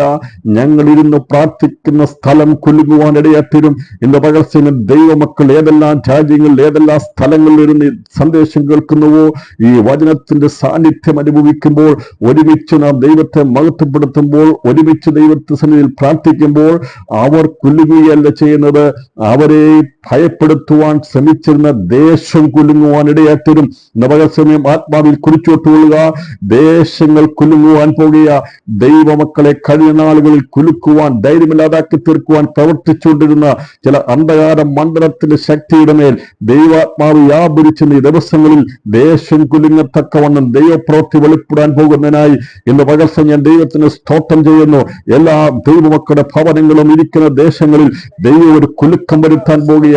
നിന്നെ കുലുക്കുവാൻ, നിന്റെ ധൈര്യം കെടുത്തിക്കളയുവാൻ, നിന്നെ നിരാശനാക്കുവാൻ, നിന്നെ ദൈവകുറെ അകറ്റിക്കളയാൻ വേണ്ടി പ്രവർത്തിച്ചുകൊണ്ടിരുന്ന അന്ധകാര പൈശാചിക മണ്ഡലങ്ങൾ ഈ ദിവസങ്ങളിൽ തിരിച്ചറിയാൻ പോകുക. ദൈവമക്കൾ ദൈവസന്നിധിയിൽ ഒരുമിച്ചിരുന്ന് പ്രാർത്ഥിക്കുമ്പോൾ, ഞാനും നിങ്ങൾ മുട്ടുമടക്കുമ്പോൾ ദേശം കുലുങ്ങാൻ പോകുക. ദേശത്തിന്റെ അന്ധകാര ശക്തികൾ കുലുങ്ങാൻ പോകുക. ഞാൻ അവിടെ സംഭവിച്ചു. അവർ ഒരുമിച്ച് പ്രാർത്ഥിച്ചപ്പോൾ ദേശം കുലുങ്ങിയെന്ന്. ദേശം കുലുക്കത്തക്കവണ്ണമുള്ളതായ ദൈവപ്രവൃത്തി വ്യാപരിക്കും. പേര് പറഞ്ഞ് പ്രാർത്ഥിച്ചുകൊള്ളുക. നിങ്ങളിരിക്കുന്ന ദേശത്തിന്റെ പേര് പറഞ്ഞുകൊള്ളു, പ്രാർത്ഥിച്ചുകൊള്ളുക. ദേശം കുലുങ്ങുവാൻ പോകുക. ദൈവമക്കളുടെ പ്രാർത്ഥനയുടെ ശക്തി മുഖാന്തരമായി ഇതുവരെ അഴിഞ്ഞു മാറാത്ത ചില പാരമ്പര്യത്തിന്റെ കെട്ടുകൾ, ശക്തികൾ യേശുക്രിസ്തുവിൽ ഒരുമിച്ച് പ്രാർത്ഥിക്കുന്ന മുഖാന്തരമായി അവിടെ കുലുങ്ങുവാൻ പോകുക. വലിയ പ്രവൃത്തി ഉണ്ടാകാൻ പോകുക. വലിയൊരു ദൈവപ്രവൃത്തി ഉണ്ടാകാൻ പോകുക. ഇതുവരെ മാറിയില്ലെന്ന് വിചാരിച്ചുകൊണ്ടിരുന്ന ചില ജീവിതങ്ങളുടെ കെട്ടുടഴിക്കാൻ വേണ്ടി അവരെ കുലുക്കാൻ പോകുക. ദേശത്ത് കുലുക്കമുണ്ടായാൽ അവിടെ പ്രാർത്ഥന മുഖാന്തരം കുലുക്കമുണ്ടായ നാശത്തിന് വേണ്ടിയല്ല കേട്ടോ, അവിടെ വിടുതലിന് വേണ്ടിയാ. ഭൂമി കുലുങ്ങുന്നതിന്റെ പ്രധാന കാരണങ്ങളുണ്ട്. എന്നാൽ ഇവിടെ ദൈവമക്കൾ പ്രാർത്ഥിക്കുമ്പോണ്ടാകുന്ന കുലുക്കം അത് നാശനഷ്ടങ്ങൾ ഉണ്ടാക്കുന്നതല്ല, അത് രക്ഷയ്ക്ക് വേണ്ടിയുള്ള കുലുക്കമാ ഉണ്ടാകുന്നത്. ഇന്ന് പകൽ സമയം ഒരിക്കലും കുലുങ്ങാത്ത, ഞങ്ങൾ ഒരിക്കലും മാറുകയില്ല, ഇതിൽ നിന്ന് വിട്ടുമാറുകയില്ലെന്ന് വാദിക്കുന്ന ചില പൗരോഗത്യ ശക്തികൾ, ചില വ്യക്തികൾ, ചില ശക്തികൾ ഒരിക്കലും ദൈവകൃപയിലേക്ക് വരികയില്ല, വിശ്വാസത്തിലേക്ക് വരികയില്ല എന്ന് വാദിക്കുന്ന ചില വ്യക്തികളുണ്ടെങ്കിൽ ഇന്ന് പകർസമയം ഞാൻ ആത്മാവിൽ ദൂത് വിളിച്ചു പറയുക. ഒരുമിച്ചിരുന്ന് പ്രാർത്ഥിക്കുന്ന ദേശത്തുമേൽ ദൈവം കുലുക്ക അയക്കുമ്പോൾ അതിലെ ആ പ്രവൃത്തിയിൽ അഴിഞ്ഞു മാറി അവർ സ്വതന്ത്രരായി തീരുവാൻ ദൈവം ഇടയാക്കും. അങ്ങനെ യെരൂശലേമിൽ ദൈവം വ്യാപരിപ്പാൻ ഇടയാറ്റുന്നു. അതുകൊണ്ട് ദിവസങ്ങളിൽ നമ്മൾ ശക്തിയോടെ പ്രാർത്ഥിച്ചാൽ മതി. നിശ്ചയമായിട്ട് നാം ഒരുമിച്ച് പ്രാർത്ഥിക്കുമ്പോൾ ദേശത്തിന് കുലുക്കമുണ്ടാകും, വലിയ മാറ്റങ്ങൾ സംഭവിക്കുമെന്നുള്ളതാണ് ഇവിടെ കണ്ടത്. അപ്പോൾ ദേശത്തിന് കുലുക്കമുണ്ടായത് ദൈവമക്കൾ പ്രാർത്ഥിച്ചപ്പോഴാ. എന്നാൽ ഏറ്റവും വലിയ കുലുക്കം എന്നാ ഉണ്ടായെന്ന് നിങ്ങൾക്കറിയാമോ? ഏറ്റവും വലിയ കുലുക്കമുണ്ടായത് നീതിമാനായിരിക്കുന്ന യേശുവിനെ ക്രൂശിച്ച സമയത്താണ് വലിയ കുലുക്കമുണ്ടാകുവാൻ ഇടയാറ്റുന്നത്. മത്തായി സുവിശേഷം 27:52 വായിക്കുമ്പോൾ കാണാൻ സാധിക്കുന്നത് അവിടെ അന്ന് വരെ ഉണ്ടാകാത്ത വലിയൊരു കുലുക്കമുണ്ടായി. അവൻ സർവശക്തനായ ദൈവമായിരുന്നു. മനുഷ്യവംശത്തിന്റെ വിടുതലിന് വേണ്ടി യേശു കാൽവരി യാഗമായി തീരുവാൻ അവൻ ഏൽപ്പിച്ചു കൊടുത്തപ്പോഴുണ്ടായ കുലുക്കം പോലൊരു കുലുക്കമുണ്ടായില്ല. അതിന്റെ തുടർ ചലനങ്ങളാണ് പ്രാർത്ഥന മുഖാന്തരമായി ഈ ലോകത്തിൽ സംഭവിച്ചുകൊണ്ടിരിക്കുക. ഞാൻ ഒരു കാര്യം പറഞ്ഞല്ലോ, യെരൂശലേമിൽ അവർ ഒരുമിച്ച് കൂടിയിരുന്ന് പ്രാർത്ഥിച്ചപ്പോൾ ദേശം കുലുക്കുവാൻ ഇടയാത്തുണ്ടെങ്കിൽ നമുക്കറിയാം, ഒരു ഭൂമി കുലുക്കം ഉണ്ടായിക്കഴിഞ്ഞാൽ പറയും തുടർചലനങ്ങൾ ഉണ്ടാകുമെന്ന്. ശാസ്ത്രജ്ഞന്മാർ പറയും തുടർചലനങ്ങൾ ഉണ്ടാകും. അത് സെറ്റിലാകുന്നവരെ, അത് എവിടെയെങ്കിലും ആ തെന്നിപ്പോയ ആ പ്ലേറ്റുകൾ വീണ്ടും അത് ഒരു നിലവാരത്തിലേക്ക് മാറി വരുന്നവരെയും തുടർചലനങ്ങൾ ഉണ്ടാകുമെന്ന് പറഞ്ഞെങ്കിൽ എന്നാണെന്നറിയാമോ ഈ കുലുക്കം തുടങ്ങിയത്? അത് 2000 വർഷം മുമ്പ് തുടങ്ങിയ കുലുക്കമാ. അത് ഭൂമി കുലുങ്ങിയത് മറ്റൊരു വിഷയത്തല്ല, മറ്റു പല സമയങ്ങളിൽ ഭൂമി കുലുങ്ങിയിട്ടുണ്ടെന്നാൽ നാസനായിരിക്കുന്ന യേശു മരിച്ച സമയത്ത് കുലുങ്ങിയ ഒരു കുലുക്കമുണ്ട്. അത് നാശത്തിന്റെ കുലുക്കമായിരുന്നില്ല.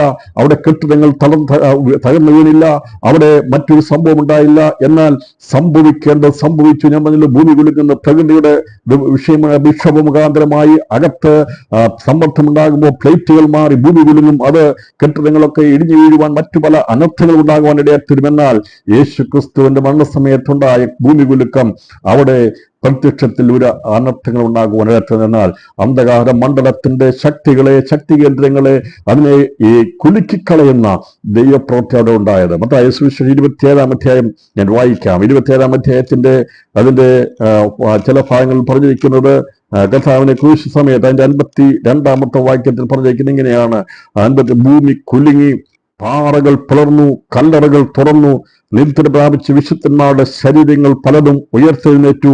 അവന്റെ പുനരുത്ഥാനത്തിന് ശേഷം കല്ലറകളെ വിട്ട് വിശുദ്ധ മന്ദിരത്തിൽ ചെന്ന് പലർക്കും പ്രത്യക്ഷമായി എന്നാണ് രേഖപ്പെടുത്തിയിരിക്കുന്നത്. ശരീരന്മാരും അവനോട് കൂടെ യേശുവിനെ കാത്തുനിന്നവരും ഭൂകമ്പം മുതലായി സംഭവിച്ച് കണ്ടിട്ട് അവൻ ദൈവപുത്രനായിരുന്നു സത്യമെന്ന് പറഞ്ഞു ഏറ്റവും ഭയപ്പെട്ടു. ഇവിടെ കർത്താവ് മരിക്കുന്ന സമയത്ത് സംഭവിച്ച കാര്യത്തെക്കുറിച്ച് മത്തായി രേഖപ്പെടുത്തിയിരിക്കുന്നു. മറ്റ് സുവിശേഷങ്ങൾ അത് രേഖപ്പെടുത്തിയിട്ടില്ല. യേശുവിന്റെ മരണസമയത്ത് സംഭവിച്ച, പ്രകൃതിക്ക് സംഭവിച്ച മാറ്റത്തെക്കുറിച്ച് രേഖപ്പെടുത്തിയിരിക്കുക. എന്താണ് ഇവിടെ കുലുക്കമുണ്ടാകാൻ കാരണം? എന്താണ്? ജയാളിയായിരിക്കുന്ന ദൈവത്തിന്റെ പ്രവൃത്തി. എവിടെയും ഈ ഭൂമി കുലുങ്ങുന്നത്, പർവ്വതങ്ങൾ അത് വിറയ്ക്കുന്നതിന്റെ കാരണം ദൈവത്തിന്റെ സാന്നിധ്യം ഇറങ്ങുമ്പോഴാണ്. അങ്ങനെ ഒരു സംഭവം ഉണ്ടായത് നമുക്കറിയാം. പുറപ്പാട് 19-ാം അധ്യായം 18-ാം വാക്യത്തിലാണ്. അത് മോശയ്ക്ക് ദൈവം ഇസ്രായേൽ ജനത്തിന് ആവശ്യമായ പ്രമാണമായിരിക്കുന്ന പ്രമാണം കൊടുക്കാൻ വേണ്ടി മോശയ്ക്ക് ദൈവത്തിന്റെ ദൂതൻ സീനായ് മലയിൽ പ്രത്യക്ഷപ്പെട്ടപ്പോൾ അവിടെ സംഭവിച്ചത് വാസ്തവത്തിൽ അവിടെ ആ സീനായ് പർവ്വതം കുലുങ്ങുവാനിടയായി തീർന്നു. ദൈവ സാന്നിധ്യം ഇറങ്ങി വരുമ്പോൾ അത് കുലുക്കമുണ്ടാകും. 19-ാം അധ്യായം 18-ാം വാക്യം: യഹോവ തീയിൽ സീനായ് പർവ്വതത്തിൽ ഇറങ്ങുകയാണ്, അത് മുഴുവനും പുക കൊണ്ട് മൂടി, അതിന്റെ പുക തീച്ചുളയിലെ പുക പോലെ പൊങ്ങി, പർവ്വതമൊക്കെയും ഏറ്റവും കുലുങ്ങി. അപ്പോൾ ഈ സീനായ് പർവ്വതം കുലുങ്ങുക, ദൈവ സാന്നിധ്യം ഇറങ്ങി വന്നപ്പോൾ അന്നത്തെ പൗരോഹിത്യ നിയമങ്ങൾ അനുസരിച്ചുള്ള, അഥവാ ഇസ്രായേലിന് കൊടുക്കേണ്ട അഗ്രവന്യ പൗരോഹിത്യ ക്രമങ്ങളെക്കുറിച്ചും ശുശ്രൂഷകളെക്കുറിച്ചും അവരെങ്ങനെയായിരിക്കണമെന്നുള്ള നിയമ സംഹിതകൾ അവർക്ക് എഴുതി കൊടുക്കാൻ വേണ്ടി ദൂതൻ പ്രത്യക്ഷപ്പെടുന്ന രീതിയിൽ ദൈവത്തിന്റെ സാന്നിധ്യം വിളിച്ചറിയിച്ചുകൊണ്ട് അവിടെ സീനായി പർവ്വതത്തിൽ ദൂതൻ ഇറങ്ങി വന്നപ്പോൾ അവിടെ സംഭവിച്ചത് പർവ്വതം കുലുങ്ങുവാനിടയെന്നാണ് പറഞ്ഞത്. ദൈവത്തിന്റെ സാന്നിധ്യം ഉണ്ടായാലും ദൈവം മുന്നമേ വരുമ്പോൾ ദൈവത്തിന്റെ സാന്നിധ്യം ഉണ്ടാകുന്നിടത്ത് കുലുക്കമുണ്ടാകും. അപ്പൊ ഈ പർവ്വതം കുലുങ്ങുവാനിടത്ത് അന്ന് ദൈവം ഇസ്രായേൽ ജനത്തോട് സംസാരിക്കാൻ വേണ്ടി ദൈവത്തിന്റെ ദൂതൻ ഇറങ്ങി വന്നപ്പോൾ അവിടെ സീനായി പർവ്വതമാ കുലുങ്ങിയെങ്കിൽ ഇന്ന് പകൽസമയം ഞാൻ വെളിപ്പെടുത്തുന്നത് പഴയ നിയമത്തിൽ അത് നേരിടായിരുന്നെങ്കിൽ പൊരുളായിരിക്കും നമുക്ക് കാണാൻ സാധിക്കുന്നത് യേശു ക്രിസ്തുവിന്റെ പുതിയ നിയമ സ്ഥാപനം ഉണ്ടായ സമയത്തുണ്ടായ കുലുക്കമാണ്. അതൊരിക്കലും നാശത്തിന്റെ കുലുക്കമായിരുന്നില്ല. അത് സംഭവിച്ചത് യേശു ക്രിസ്തു അവൻ പ്രാണനെ വിട്ടപ്പോൾ മന്ദിരത്തിലെ തിരശ്ശീല മേൽ തൊട്ട് അടിയോളം രണ്ടായി ചീന്തിപ്പോയി. നമുക്കറിയാം പൗരോഹിത്യം അതുവരെയും മോശീയ പ്രമാണമനുസരിച്ച് അഗരോന്യ പുരോഹിതന്മാർ നടത്തിക്കൊണ്ടുവന്നിരുന്ന സകല ശുശ്രൂഷകൾക്കും ഒരു ഉദ്ദേശമുണ്ടായിരുന്നു. അതിൽ ഏറ്റവും പ്രധാനപ്പെട്ടതായിരുന്നു അതീ സ്ഥലത്തേക്ക് പ്രവേശിക്കാനുള്ള വഴി തുറക്കുക എന്നുള്ളത്. അത് അന്ന് വരെയും വളരെ ആണ്ടിൽ ഒരിക്കൽ മാത്രമായിരുന്നെങ്കിൽ ക്രിസ്തു യാഗമായി തീർന്നു കഴിഞ്ഞപ്പോൾ അതീ സ്ഥലത്തേക്കുള്ള പ്രവേശനം തുറക്കുവാൻ വേണ്ടി യേശു ക്രിസ്തുവിന്റെ ദേഹമെന്ന തിരശ്ശീല ചീന്തിയ നിദാനമായിട്ടാണ് അവിടെ ഉണ്ടായിരുന്ന തിരശ്ശീല മുകൾ തൊട്ട് അടിയോളം രണ്ടായി ചീന്തിപ്പോയി വഴി തുറക്കുവാൻ ഇടയായിട്ട് വന്നത്. എന്നെ കേൾക്കുന്ന പ്രിയപ്പെട്ടവരെ, അത് സംഭവിച്ചു. ദൈവത്തിന്റെ ആലയത്തിനകത്ത് ആ പഴയ നിയമത്തിന്റെ ആരാധനയുടെ മറയ്ക്കപ്പെട്ടിരുന്ന അതേ സ്ഥലത്തേക്കുള്ള വഴി ക്രിസ്തു മുഖാന്തരം തുറക്കപ്പെടുവാൻ ഇടയായിട്ടുള്ളൂ. അത് നേടായിരുന്നെങ്കിൽ ഇത് കേൾക്കുന്ന എനിക്കും നിങ്ങൾക്കും ഭാഗ്യകരമായ പ്രത്യാശയുണ്ട്. കൃപാസനത്തിനടുത്തേക്ക് ധൈര്യപൂർവ്വം ഏത് സമയത്ത് കയറി ചെല്ലുവാൻ നമുക്ക് വഴി തുറന്നു തന്നത് യേശു ക്രിസ്തുവിന്റെ ശരീരമെന്ന ദേഹമെന്ന തിരശ്ശീല രണ്ടായി ചീന്തപ്പെട്ടതുപോലെ അവൻ നമുക്ക് വേണ്ടി പുതുവഴി തുറന്ന് അവിടേക്ക് പ്രവേശിപ്പാൻ നമുക്ക് ഭാഗ്യം. ഇന്ന് രാവിലെ നാം ഇരുന്ന് ആരാധിച്ചപ്പോൾ നാം ആയിരിക്കുന്നത് കൃപാസനത്തിന് മുമ്പിലായിരിക്കുന്നത് പിതാവാം ദൈവത്തിന്റെ പാദപീഠത്തിലെ ഞാൻ നിങ്ങളുമായിരിക്കുന്നത്. പഴയ നിയമത്തിൽ അത് നേരായതെങ്കിൽ പുതിയ നിയമത്തിൽ നാം യഥാർത്ഥത്തിൽ ഇപ്പോൾ ആയിരിക്കുന്നത് കർത്താവിന്റെ കൃപാസനത്തിന് മുമ്പിലാണ്. കൃപയുടെ ആ സന്നദ്ധിയിലിരുന്നു കൊണ്ടാണ് നാം ആരാധിക്കുകയും ദൈവത്തെ മഹത്വപ്പെടുത്തുകയും ചെയ്യുന്നത്. അപ്പോൾ അത് രണ്ടായി ചിന്തപ്പെടുവാൻ എത്തുന്നു. അതൊന്ന് പറയുന്നത് ഭൂമി കുലുങ്ങി. സർവശക്തനായ ദൈവം, സകലത്തെയും തന്റെ വചനം കൊണ്ട് വഹിക്കുന്നവനായ ദൈവം അല്പസമയത്തേക്ക് അവന്റെ പ്രാണൻ ഈ ശരീരത്തിൽ നിന്ന് വേർപെട്ടപ്പോൾ ഭൂമി കുലുങ്ങുവാൻ ഇടയേറ്റുന്നു. ഭൂമി കുലുങ്ങി എന്ന് പറയുമ്പോൾ ഇതിനർത്ഥം അവിടെ പരാജയത്തിന്റെ കുലുക്കമല്ല. ജയാളിയായിരിക്കുന്ന യേശു പ്രാണനെ വിട്ടത്, അവന്റെ സാന്നിധ്യമോടെ ഇറങ്ങി വന്നത്, അവന് വ്യാപരിക്കുന്ന ജീവശക്തി അത് ജയത്തിന്റെ ശക്തിയായി മരണത്തെ പരാജയപ്പെടുത്തുവാൻ വേണ്ടി താഴേക്ക് പാതാളത്തിലേക്ക് ഇറങ്ങിച്ചെന്നു കഴിഞ്ഞപ്പോൾ അവിടെ വ്യാപരിച്ച ശക്തി കൊണ്ട് ഭൂമിക്ക് നിൽക്കുവാൻ കഴിഞ്ഞില്ലെങ്കിൽ ഇന്ന് പകൽ സമയം സന്ദേശം കേൾക്കുന്ന പ്രിയപ്പെട്ടവരെ, യേശുവിന്റെ ശക്തി അവിടെ വ്യാപരിച്ചാലും അവിടെ കുലുക്കമുണ്ടാകും. അവിടെ ബദ്ധന്മാർ വിടിക്കപ്പെടുവാൻ ഇടയാറ്റിനും അവിടെ യേശു കർത്താവ് ഇറങ്ങിച്ചെന്നത് ബദ്ധന്മാരെ വിടുവിക്കാൻ വേണ്ടിയാണ്. അതുവരെയും പാപത്തിൽ ആയിരുന്ന പാപത്തിന് പൂർണ്ണമായും മാറ്റം വരാതെ ബദ്ധന്മാരായിരുന്ന അബ്രഹാം ഉൾപ്പെടെയുള്ള ഹാബേൽ ഉൾപ്പെടെയുള്ള യോഗ്യതയുള്ള സകല വിശുദ്ധന്മാരെ വിടുവിക്കാൻ വേണ്ടി കർത്താവ് ഇറങ്ങിച്ചെന്ന് ബദ്ധന്മാരെ വിടുവിക്കാൻ വേണ്ടി ജയാളിയായ യേശുവിന്റെ ജീവൻ ഇറങ്ങിച്ചെന്നപ്പോൾ ഭൂമിയിൽ അത് ഇളക്കമുണ്ടാക്കിയെങ്കിൽ യേശുവിന് വേണ്ടി ആരാധിക്കുന്ന, യേശുവിന്റെ പ്രാർത്ഥിക്കുന്ന ദൈവജനം എവിടെയുണ്ടോ അവർ കൂടി വരുമ്പോൾ അവരുടെ ഇടയിൽ അന്ന് സംഭവിച്ച ചലനത്തിന്റെ തുടർചലനം എന്ന രീതിയിൽ ചലനങ്ങൾ ഉണ്ടായിക്കൊണ്ടേയിരിക്കും. അതാണ് യെരൂശലേമിൽ സംഭവിക്കാൻ ഇടയായി തീർന്നത്. അപ്പോൾ ഭൂമി കുലുകി. ഇവിടെ പറഞ്ഞിരിക്കുന്നത് പാറകൾ പിളർന്നു, കല്ലറകൾ തുറന്നു, നിദ്ര പ്രാപിച്ച് വിശുദ്ധന്മാരുടെ ശരീരങ്ങൾ പലതും ഉയർത്തെഴുന്നേറ്റവന്റെ പുനരുത്ഥാനത്തിന്റെ ശേഷം കല്ലറകളെ വിട്ട് വിശുദ്ധമെന്ന് എത്തിച്ചെന്ന് പലർക്കും പ്രത്യക്ഷമായി. ബാക്കിയുള്ള കാര്യങ്ങളൊക്കെ എല്ലാവർക്കും അറിയാമെങ്കിലും ഈ ഒരു വിഷയത്തിൽ ഒരുപാട് സംശയമുണ്ടെന്ന് എനിക്കറിയാം. ഈ അന്ന് കല്ലറകൾ തുറന്ന് വെളി വന്ന വിശുദ്ധന്മാർ ആരാണ്? അവര് എവിടെ കർത്താവിന്റെ പുനരുത്ഥാന ശേഷമായി കല്ലറകളെ വിട്ട് അവർ ചെന്ന് പലർക്കും പ്രത്യക്ഷമായി എന്ന് പറയുമ്പോൾ ഇതാരാകുന്നു എന്നുള്ള സംശയം ആത്മീയ ഗോളത്തിൽ നിരവധി പേരുടെ മനസ്സിലുണ്ട്. ഇത് സന്ദേശം കേൾക്കുന്ന പലർക്കും എനിക്കറിയാം, എന്നെക്കാൾ ആത്മീയ പക്വതയുള്ളവരും എന്നെക്കാൾ വളരെയധികം വചന പഠനമുള്ളവരൊക്കെയാണെന്ന് എനിക്കറിയാം. എങ്കിലും ഞാൻ പറയട്ടെ പ്രിയപ്പെട്ടവരെ, ഇന്നും പലർക്കും അതിന്റെ വ്യക്തമായിട്ടുള്ള ഒരു അർത്ഥവുമോ അതിന്റെ വ്യാപ്തി മനസ്സിൽ വിചാരിക്കുന്നതാണ് പുനരുത്ഥാനം നടന്നു പോയെന്ന് വിചാരിക്കുന്നത്. അങ്ങനെയല്ല സംഭവിച്ചത്. അതെന്താണെന്നുള്ളത് ഞാൻ ചുരുക്കത്തിൽ വേഗത്തിൽ പറയാം. ഇവിടെ സംഭവിച്ചത് ക്രിസ്തുവിന്റെ ജീവന്റെ ശക്തി വ്യാപരിച്ചു കഴിഞ്ഞപ്പോൾ ഈ ജീവശക്തിയുടെ മുമ്പിൽ നിൽക്കുവാൻ കഴിഞ്ഞില്ല. അവിടെ ഉണ്ടായിരുന്ന ഒരു ശക്തികൾക്കും മരണത്തിന് പിടിച്ചു വെക്കാൻ കഴിയാത്ത യേശു ക്രിസ്തുവിന്റെ ജീവന്റെ സാന്നിധ്യം അവിടെ ബദ്ധന്മാരായിരുന്ന വിശുദ്ധന്മാരുടെ ആത്മാക്കളെ കൊണ്ടുപോയപ്പോൾ ക്രിസ്തുവിന്റെ ജീവശക്തി ഇറങ്ങിച്ചെന്ന സ്ഥലത്ത് യെരൂശലേമിലുണ്ടായിരുന്ന ചില കല്ലറകൾ തുറക്കപ്പെട്ടു എന്നാണ് പറഞ്ഞിരിക്കുന്നത്. അപ്പോൾ അവിടെ സംഭവിച്ചത് പലരും കല്ലറകൾ തുറന്നു, നിദ്ര പ്രാപിച്ച് വിശുദ്ധന്മാരുടെ ശരീരങ്ങൾ പലരും ഉയർത്തെഴുന്നേറ്റ് അവന്റെ പുനരുത്ഥാനത്തിന് ശേഷം കല്ലറകളെ വിട്ട് വിശുദ്ധനകത്ത് ചെന്ന് പലർക്കും പ്രത്യക്ഷനായാണ് പറയുന്നത്. ഇവിടെ നമ്മളിത് മനസ്സിലാകുന്നത് നമുക്കതിന് തുല്യമായിട്ടുള്ള മറ്റൊരു ഭാഗം കൂടി നമ്മൾ ചിന്തിക്കണം. നമുക്കറിയാം, ഏലീശായുടെ ശവകുടീരത്തിനടുത്ത് പടയാളികൾ അവിടെ വരുന്നത് കണ്ടപ്പോൾ ശവസ്കാരത്തിൽ കൊണ്ടുവന്ന ഒരാളെ ഏലീശായുടെ ആ കല്ലറക്കകത്തേക്ക് ഇട്ടപ്പോൾ അതിന്റെ അസ്ഥിയിൽ സ്പർശിച്ചപ്പോൾ അവിടെ ആ ഇട്ട വ്യക്തി ജീവൻ പ്രാപിപ്പാൻ ഇടയാറ്റുന്നു. ഞാൻ പറഞ്ഞത് പഴയ നിയമ വിശുദ്ധനായിരുന്ന ഏലീശായുടെ അസ്ഥികൾക്കകത്ത് ജീവൻ കൊടുക്കത്തക്കതായ ശക്തി വ്യാപരിച്ചിരുന്നെങ്കിൽ യേശു ക്രിസ്തു ആകുന്ന ജീവനായിരിക്കുന്ന യേശു ക്രിസ്തുവിന്റെ ശക്തി ഭൂമിയുടെ അധോഭാഗത്തേക്ക് ഇറങ്ങിച്ചെന്നപ്പോൾ യെരൂശലേമിന്റെ പ്രാന്തപ്രദേശങ്ങൾ ഉണ്ടായിരുന്ന ചില കല്ലറകൾ തുറക്കപ്പെടാൻ ഇടയാത്തതിന്റെ കാരണം യേശുവിൽ വിശ്വസിച്ച ചില വിശുദ്ധന്മാർ അവിടെ മരിച്ചിരുന്നു. കാരണം നമുക്കറിയാം, യേശു മരിച്ചു ഒരു 4 ദിവസം കൊണ്ട് ഉയർപ്പിച്ച ലാസറിനെ നമുക്കറിയാം. ആ സംഭവം നടന്നതോടുകൂടി അവിടെ ഉണ്ടായിരുന്ന ക്രിസ്തുവിനെ അനുഗമിച്ച പലരുടെയും മനസ്സിൽ ഒരു ധൈര്യമുണ്ടായിരുന്നു. ഞങ്ങൾ മരിച്ചാലും ലാസറിനെ 4 ദിവസം കഴിഞ്ഞ് എഴുന്നേൽപ്പിച്ചതുപോലെ ഞങ്ങൾ എഴുന്നേൽക്കുമെന്ന് വിശ്വാസമുള്ളവരുണ്ടായിരുന്നു. അതിന് മുമ്പ് യായിറോസിന്റെ മകളെ ഉയർപ്പിച്ചപ്പോഴും യേശു ക്രിസ്തു നയീം പട്ടണത്തിലെ വിധവയുടെ മകനെ ഉയർപ്പിച്ചപ്പോഴും അന്ന് ഉണ്ടായിരുന്നവർക്കൊരു ചിന്തയുണ്ട്. ഉണ്ടായിരുന്നു, മരിച്ചു കഴിഞ്ഞാൽ യേശു വന്നാൽ ഉയർക്കപ്പെടുമെന്ന്. അതുകൊണ്ടാണ് അവർ മാർത്തയും മറിയും യേശുവിനെ അറിയിച്ചത് ലാസർ രോഗിയേറ്റുന്നത്. നീ വേഗത്തെ വേണമെന്ന് പറഞ്ഞത്. ഇവൻ മരിച്ചാൽ അവൻ ഉയർപ്പിക്കുമെന്ന് അവർക്കറിയാമായിരുന്നു.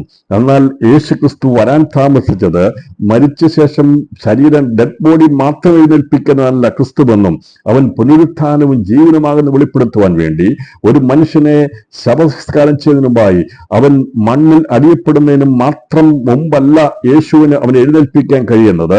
ഒരു മനുഷ്യൻ ദ്രവിച്ച് മണ്ണിൽ ചേർന്നാലും അവനെ എഴുന്നേൽപ്പിക്കുവാൻ കഴിവുള്ള പുനരുത്ഥാനവും ജീവനുമാകുന്നു യേശു എന്ന് വെളിപ്പെടുത്തുവാൻ വേണ്ടിയാണ് ലാസറിനെ യേശു ഉയർപ്പിക്കാതിരുന്നത്. അപ്പോൾ ആ സമയത്ത് വന്ന് അവന്റെ ശവസ്കാരത്തിന് മുമ്പ് അവനെ ഉയർപ്പിക്കാതിരുന്നത്. യേശു അവിടെ ഇരുന്നിടത്ത് വീണ്ടും ഇരുന്നിട്ട് നമുക്ക് കാണാൻ സാധിക്കുന്നത് 4-ാം ദിവസം കടന്നു വന്ന് ഈ ലാസറിനെ ഉയർത്തെഴുന്നേൽപ്പിച്ചു കഴിഞ്ഞപ്പോൾ ക്രിസ്തുവിനെ അനുഗമിച്ചിരുന്ന അവനെ പിൻപറ്റിയിരുന്നവരുടെ വിശ്വാസം വർദ്ധിച്ചു. അവർക്ക് വിശ്വാസമുണ്ടായി. ഇനി മരിച്ച് മണ്ണോട് ചേർന്നാലും യേശു പേർ വിളിച്ചാൽ എഴുന്നേറ്റ് വരുമെന്നുള്ള വിശ്വാസം അവർക്കുണ്ടായതുപോലെ ഇന്ന് പകൽ സമയം ചില വിഷയങ്ങളുമേ ഞാൻ ആത്മാവിൽ ദൂത് പറയുക.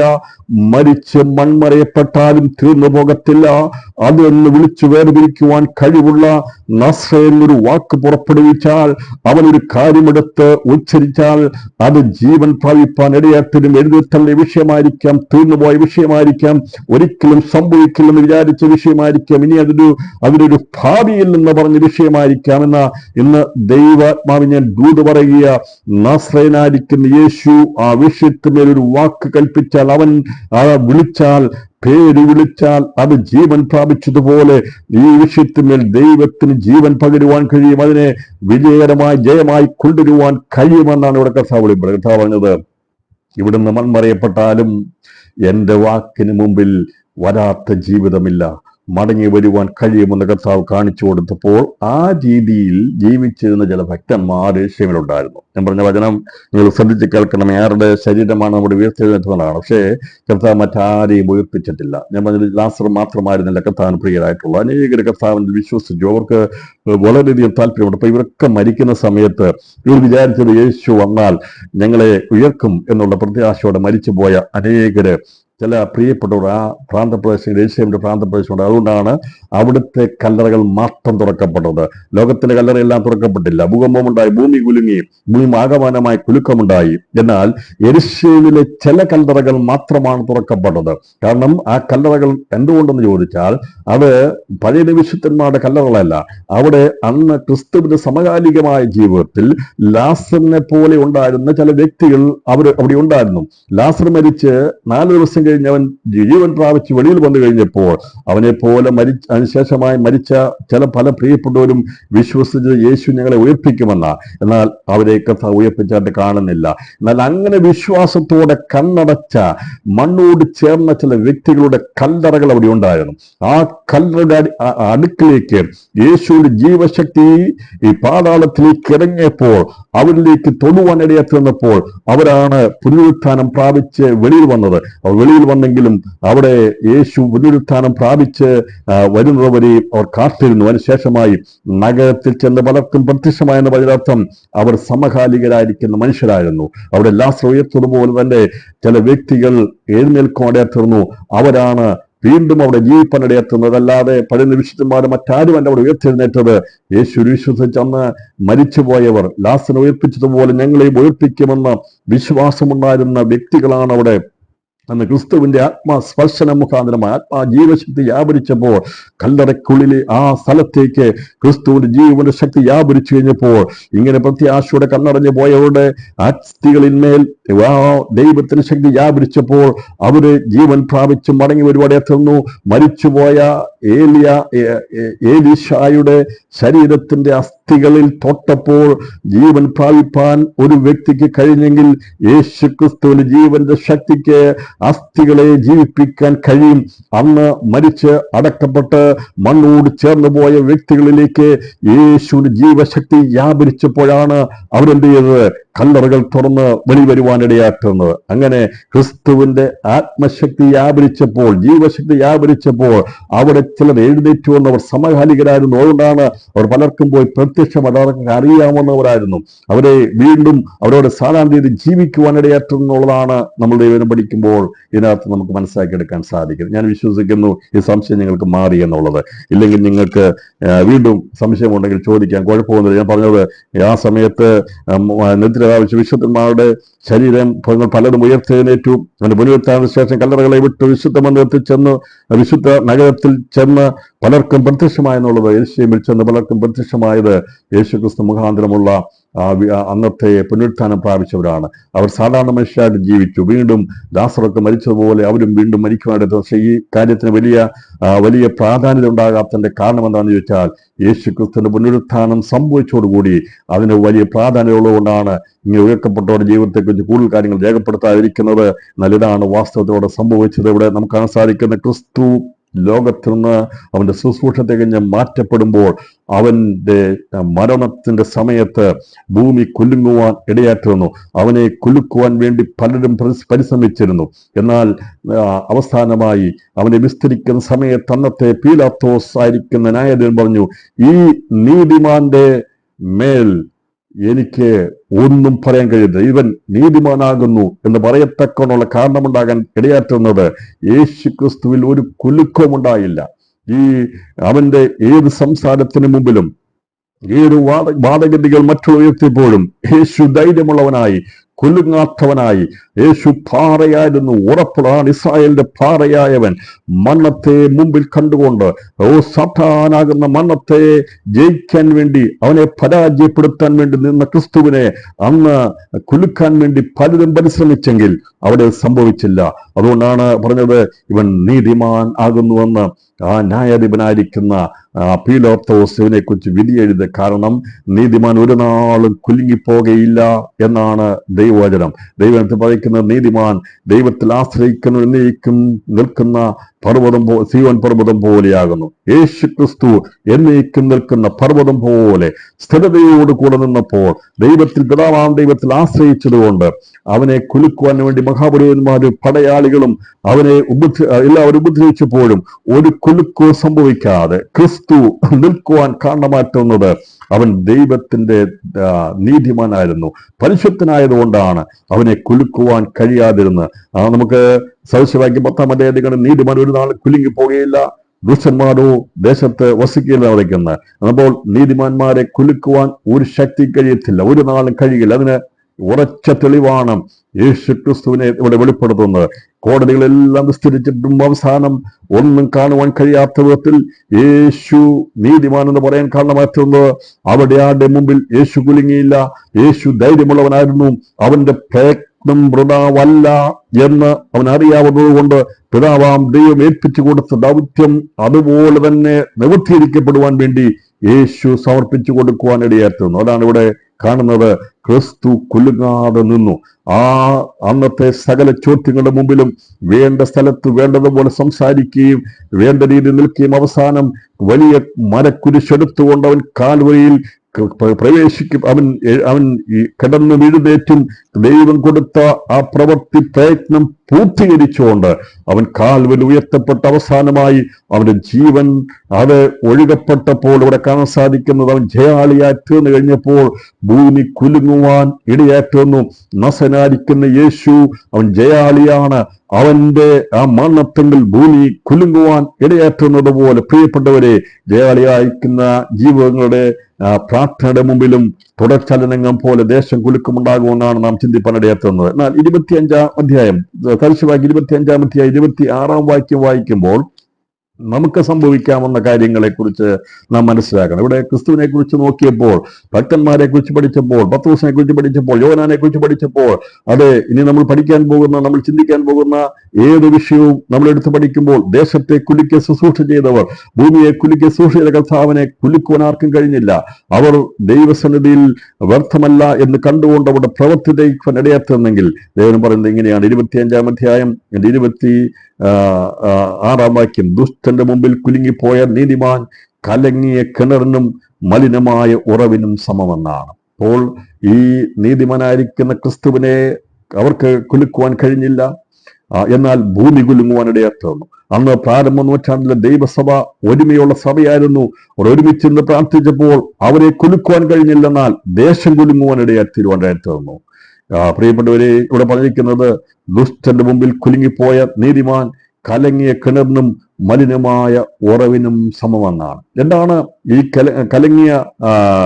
കുലുങ്ങിപ്പോയ നീതിമാൻ എന്നുള്ളത് കാണുമ്പോൾ അത് നമുക്ക് കാണാൻ സാധിക്കുന്നത് ഈ ദൈവിക കൃപ വിട്ട് പിന്മാറുന്നതിനെയാണ് കലക്കമെന്ന് പറയുന്നത്. എബ്രായ ലേഖനം അതിന്റെ 12-ാം അധ്യായം 35-ാം വായിക്കുമ്പോൾ എന്താണ് ഈ കലക്കം, അല്ലെങ്കിൽ എന്താണ് മലിനമായിരിക്കുന്ന അവസ്ഥ എന്നുള്ളത് നമുക്ക് കാണാൻ സാധിക്കുന്നുണ്ട്. അപ്പോൾ നാം രക്ഷിക്കപ്പെട്ടത്, വിശദീകരണം പ്രാപിച്ചത് ദൈവകൃപയാണ്. നമുക്ക് ധൈര്യവും പ്രത്യാശയും ഉണ്ടായിരിക്കുന്ന ദൈവകൃപ കൊണ്ടാണ്. മനസ്സിലായല്ലോ? നാം ഇന്ന് പറയുന്ന ധൈര്യവും പ്രശംസയും എല്ലാം ദൈവകൃപയാണ്. നമ്മുടെ രക്ഷ ദൈവകൃപയാണ്. നമ്മുടെ ഏതെങ്കിലും ധൈര്യമുണ്ടെങ്കിൽ, എന്തെങ്കിലും കാര്യമുണ്ടെങ്കിൽ, ഉറപ്പുണ്ടെങ്കിൽ അതെല്ലാം ദൈവകൃപയാണ്. എന്നാൽ ദുഷ്ടൻ പരീക്ഷിക്കുമ്പോൾ, അവന്റെ ശക്തികൾ ഉപയോഗിക്കുമ്പോൾ നാം അവന്റെ മുമ്പിൽ കുലുങ്ങിപ്പോയാൽ, അതേക്കുറിച്ച് പറഞ്ഞിരിക്കുന്ന ദുഷ്ടൻ കുലുങ്ങിപ്പോയ നീതിമാൻ കലങ്ങിയ കിണറിനും മലിനമായ ഉറവിനും സമമെന്നാണ്. ഇപ്പൊ ദൈവകൃപയാണ് നമ്മളെ വിശുദ്ധീകരിച്ചത്. ഇവിടെ എബ്രായ ലേഖനം 12-ാം അധ്യായം 14-ാം വാക്യം, എല്ലാവരും സമാധാനം ആചരിച്ച് ശുദ്ധീകരണം പ്രാപിപ്പാൻ ഉത്സാഹിപ്പീൻ. ശുദ്ധീകരണം കൂടാതെ ആരും കർത്താവിനെ കാണുകയില്ല.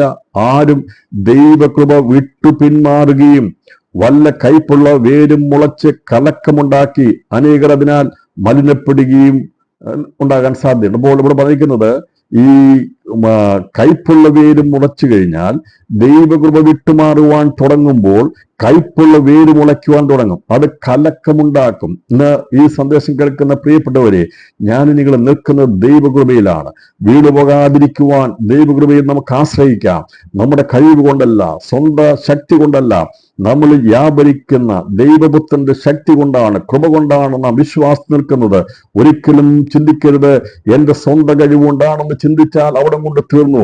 എന്റെ പ്രാർത്ഥന കൊണ്ടാണ്, എന്റെ ഉപവാസം കൊണ്ടാണ്, അല്ലെങ്കിൽ എന്തെങ്കിലും കൊണ്ടാണെന്നുള്ള ഞാനെന്നുള്ള ഭാവമുയരാതെ ഇന്ന് പകൽ സമയം ദൈവത്തെ സമർപ്പിക്കുന്ന കർത്താവേ, എന്തെങ്കിലും ഉണ്ടെങ്കിൽ അതെല്ലാം നിന്റെ കൃപയാണെന്ന് പറഞ്ഞുകൊണ്ട് ഇന്ന് പകൽ സമയം ദൈവത്തിന് സ്തോത്രം ചെയ്യണം. ദൈവകൃപ വിട്ടു പിന്മാറുവാൻ തുടങ്ങിയാൽ സംഭവിക്കുന്നത്, അവിടെ കയ്പുള്ള വേര് മുളയ്ക്കും, അത് കലക്കമുണ്ടാക്കും. ഹൃദയത്തിന്റെ അകത്ത് ദൈവകൃപ മുഖാന്തരം നമ്മുടെ ഉറവയെ ദൈവം ശുദ്ധമാക്കി. ദൈവം നമ്മുടെ ഉറവ ശുദ്ധമായതുകൊണ്ട് സ്വച്ഛമായിരിക്കുന്ന വെള്ളമായി, കലങ്ങാതെ കിടക്കുന്ന വെള്ളമായി ദൈവം നമ്മളെ മാറ്റി. ദുഷ്ടന്റെ കുറിച്ച് പറയുന്ന ചേറും ചെളിയും അടിച്ചു വരുന്ന കടലിന് സമമാണെന്നാണ് പറയുന്നത്. കടൽ തിരക്ക് സമാനമായി അത് കടൽ കാണുമ്പോൾ തിരകൾ എപ്പോഴും അടിച്ചു വരുന്നത് ചേറും ചെളിയും പൊങ്ങി. അത് ദൈവം ശുദ്ധീകരണ പ്രവർത്തിക്ക് വേണ്ടി ഉണ്ടാക്കിയിരിക്കുന്ന അവിടെ.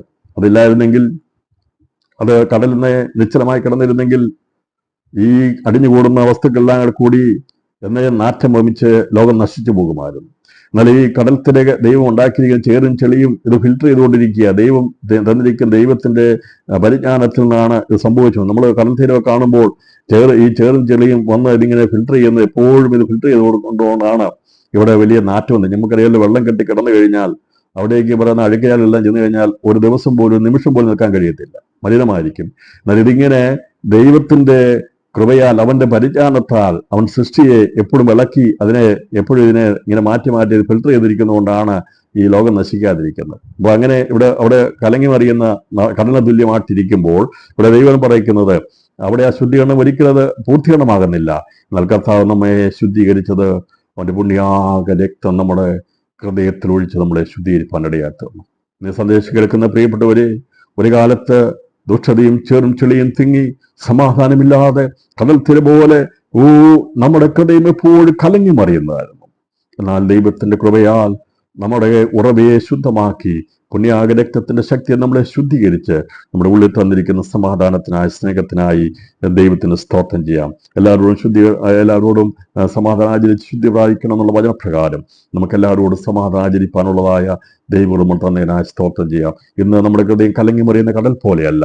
ദൈവത്തിന്റെ കൃപയാൽ, അവന്റെ കൃപയാൽ രക്ഷിക്കപ്പെട്ടുകൊണ്ട് നമ്മുടെ ഹൃദയത്തിൽ ദൈവമായ കർത്താവ് സ്വസ്ഥത നൽകിയിട്ടുണ്ട്. ഇന്ന് എന്നെ കേൾക്കുന്ന ആരുടെയെങ്കിലും ഹൃദയം കലങ്ങി മറിയുന്നുണ്ടെങ്കിൽ, വല്ലാതെ വിചാരങ്ങളാൽ ഭാരപ്പെടുന്നുണ്ടെങ്കിൽ, ഇന്ന് പകൽ ദൈവത്തിൽ ആശ്രയിച്ചു കഴിഞ്ഞാൽ കർത്താവ് പറയുന്നത് ആ കലങ്ങിയ അവസ്ഥയ്ക്ക് മാറ്റം വരുത്തി അതിന് സ്വസ്ഥത വരുത്തുവാൻ കഴിവുള്ള ദൈവം ഇന്ന് നമ്മുടെ ഇടയിൽ അവൻ സ്വസ്ഥതയുടെ ആത്മാവാണ്. അവൻ സ്വസ്ഥതയുള്ള വെള്ളത്തിലേക്ക് നമ്മളെ നടത്തുന്നവനാണ്. അതിന്റെ അർത്ഥം പഴയ നിയമത്തിൽ സ്വസ്ഥതയുള്ള വെള്ളം പറഞ്ഞിരിക്കുന്നത് നമ്മുടെ ഹൃദയം കലങ്ങി മറിയുന്ന അവസ്ഥയിൽ നിന്ന് കർത്താവ് നമ്മളെ സ്വസ്ഥത നൽകിയതിനായി സ്തോത്രം ചെയ്യുന്ന പകൽ സമയം ക്രിസ്തു മുഖാന്തരമുള്ള ദൈവകൃപയാണ് നമുക്ക് സ്വസ്ഥത നൽകിയിരിക്കുന്നത്. ശുദ്ധീകരണത്തിന്റെ ഒരു വലിയൊരു ഫലമാണ് ദൈവമായ കർത്താവ് സ്വസ്ഥത. ഏത് വിഷയം വരുമ്പോഴും, ഏത് പ്രശ്നങ്ങൾ നമ്മുടെ ഹൃദയത്തിൽ വരുമ്പോഴും നാം അസ്വസ്ഥപ്പെടാതിരിക്കുന്നത് ഇന്ന് പകൽ സമയമാണ് ദൈവകൃപയാണ്. എന്നിലത് ദൈവകൃപ വിട്ടു പിന്മാറിക്കഴിയുമ്പോൾ കൈപ്പുള്ള വേറുണ്ടാകും. അതേ ദൈവസ്നേഹത്തിന് പകരമായി കൈപ്പുണ്ടാകും. പ്രാർത്ഥനയോടും ദൈവമക്കളോടും ആരാധനയോടൊക്കെ വെറുപ്പുണ്ടാകുന്ന രീതിയിലേക്ക് മാറും. അങ്ങനെ അനേകർ വിട്ടുമാറിയിട്ടുണ്ടെന്നാൽ ഇന്ന് പകൽ സമയം പറയണ കർത്താവേ, നിന്റെ കൃപയാൽ എനിക്കത് നിൽക്കുവാൻ കൃപ തന്നിരിക്കുന്നു. എന്നെ കലങ്ങി മറിയുന്ന അവസ്ഥയിൽ നിന്ന് എൻ്റെ ഹൃദയത്തിന് സമാധാനം തന്ന ദൈവത്തിനായി സ്തോത്രം. പലപ്പോഴും നമ്മുടെ ഹൃദയത്തെ കലക്കി മറിക്കുവാൻ ദുഷ്ടൻ പലപ്പോഴും നമ്മെ ഏതെങ്കിലും വിധത്തിൽ കൊലുക്കുവാൻ വേണ്ടി അവൻ്റെതായ തന്ത്രം ഉപയോഗിക്കുമ്പോൾ നമ്മെ നീതീകരിച്ച് കർത്താവ് പറഞ്ഞിട്ടുണ്ട്, നീതീകരിക്കുന്നവൻ ദൈവം, കുറ്റം വിധിക്കുന്നവനാണെന്നുള്ള ദൈവത്തിന്റെ വചനം നമുക്ക് വേണ്ടി സ്വർഗ്ഗത്തിൽ സ്ഥിരമായതുകൊണ്ടാണ് ഞാൻ നിങ്ങളും കുലുങ്ങാതെ നിൽക്കുന്നത്.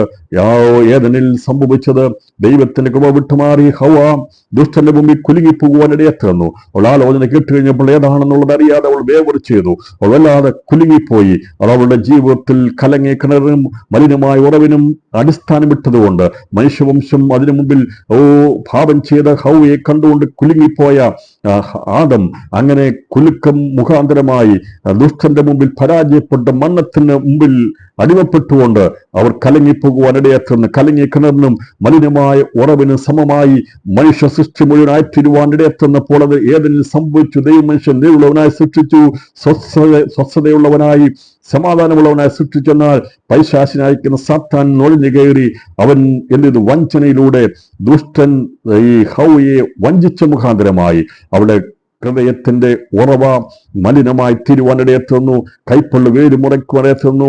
അവളുടെ ഉറവ മലിനപ്പെട്ടു. അത് കണ്ട് ഈ കലങ്ങിപ്പോയ ഈ ഹവ്വയെ കണ്ട് ആദമും കലങ്ങിപ്പോകുവാനിടയെത്തുന്നു. എന്നാൽ ഒടുക്കത്തെ ആദാമായിരിക്കുന്ന ക്രിസ്തു മുഖാന്തരമാണ് നമ്മുടെ ഹൃദയത്തെ നമ്മളെ ശുദ്ധമാക്കുവാൻ വേണ്ടി അവൻ കൊലുങ്ങിപ്പോകാതെ മനുഷ്യവംശത്തെ കണ്ടപ്പോൾ അവരുടെ പാപത്തെ പരിഹരിക്കുവാൻ അവന്റെ ജീവൻ കൊടുത്തിട്ടല്ലാതെ വേറൊരു മാർഗമില്ല എന്ന് സ്വർഗത്തിന്റെ തീരുമാനപ്രകാരം ഈ ലോകത്തിലേക്ക് ഇറങ്ങി വന്ന് മനുഷ്യ പാപത്തിന്റെ പരിഹാരത്തിന് വേണ്ടി അവൻ യാഗമായിട്ടിരുന്ന അവന്റെ വിശുദ്ധ രക്തം ഊറ്റിത്തന്നത് മുഖാന്തരമായി മരണത്തിന്റെ എല്ലാ അശുദ്ധിയും മാറ്റി ദൈവം നമ്മെ മനുഷ്യവംശത്തെ സ്വതന്ത്രമാക്കുവാൻ വേണ്ടി അവന്റെ ശക്തി വ്യാപരിച്ചപ്പോൾ ഭൂമി കുലുങ്ങിയെങ്കിൽ ഇന്ന് പകൽ സമയം അതിന്റെ തുടർചലനങ്ങൾ നടന്നുകൊണ്ടിരിക്കുക.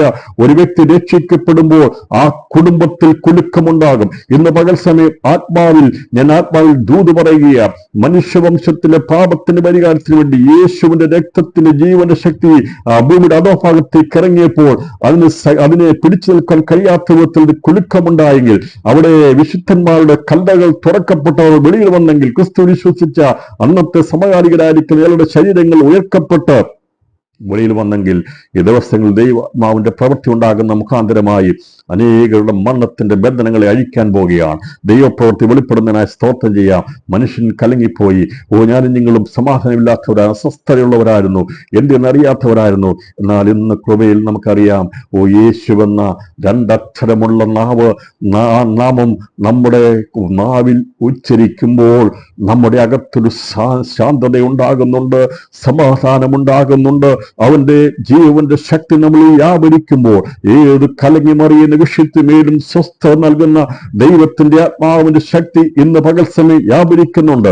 അവിടെ ഉണ്ടായ ആ ആത്മീയ ആ ഭൂമി ആത്മീയ ശക്തിയുടെ മുഖാന്തരമായി ഭൂമി കുലുങ്ങിയെങ്കിൽ അതിന്റെ തുടർച്ചലങ്ങളാണ് നമ്മൾ കണ്ടതെങ്കിൽ നമുക്ക് കാണാൻ സാധിക്കുന്നത് അടിസ്ഥാനങ്ങളെ കുലുക്കുവാൻ തക്കവണ്ണമായി ദൈവത്തിന്റെ പരിശുദ്ധാത്മാവ് വ്യാപരിച്ചപ്പോൾ അവിടെ വ്യാപരിച്ചതിനെ കുറിച്ച് നമുക്ക് കാണാൻ സാധിക്കുന്നത് അപ്പോസ്തല പ്രവൃത്തി 16-27 വാക്യങ്ങളിൽ അവർ ഒരുമിച്ച് ദൈവത്തെ പാടി ആരാധിച്ചപ്പോൾ കാരാഗ്രഹത്തെ അടിസ്ഥാനം കുലുങ്ങിയെന്ന്. ഒരുമിച്ച് ഒരുമനപ്പെട്ട് പ്രാർത്ഥിച്ചപ്പോൾ അവിടെ ദൈവത്തിന്റെ ആ ശക്തി വ്യാപരിച്ച് അവർ ഇരുന്ന ദേശം കുലുങ്ങുവാൻ ഇടയാത്തുന്നു. അങ്ങനെയാണെങ്കിൽ അപ്പോസ്തല പ്രവൃത്തി 16 അധ്യായത്തിൽ കാണാൻ സാധിക്കുന്നത് 16 അധ്യായത്തിന്റെ അതിന്റെ 27 വാക്യങ്ങൾ കാണുന്നത്, അർദ്ധരാത്രിക്ക് പൗലോസും ശീലാസും പ്രാർത്ഥിച്ച് ദൈവത്തെ പാടി സ്തുതിച്ചു. തടവുകാർ ശ്രദ്ധിച്ചുകൊണ്ടിരുന്നു. പെട്ടെന്ന് വലിയൊരു ഭൂകമ്പമുണ്ടായി. കാരാഗ്രഹത്തിന്റെ അടിസ്ഥാനം കുലുങ്ങി, വാതിലൊക്കെയും തുറന്നുപോയി. എന്ന പകൽ സമയം ദൈവമക്കളെ, ദൈവത്തിന്റെ പ്രവൃത്തി വെളിപ്പെടാൻ പോകുക. ദേശം കുലുങ്ങത്തക്കവണ്ണമുള്ള ആരാധന വെളിപ്പെടാൻ പോകുക. പുറമെ നിന്നെ ആരാധിക്കുവാൻ സമ്മതിക്കുകയില്ലെങ്കിൽ ഈ ദിവസങ്ങളിൽ രഹസ്യ സ്ഥലങ്ങളിൽ പോയി ആരാധിച്ചോളൂ എന്ന് പറയുന്ന അർത്ഥം, നമ്മുടെ ശബ്ദം മറ്റൊരു പ്രയാസമാണെങ്കിൽ ദിവസങ്ങൾ ആരാധനയ്ക്ക് വേണ്ടി ജയിലടക്കിയപ്പോഴും അവർ നോക്കിയപ്പോൾ അവർ തടവുകാരാ.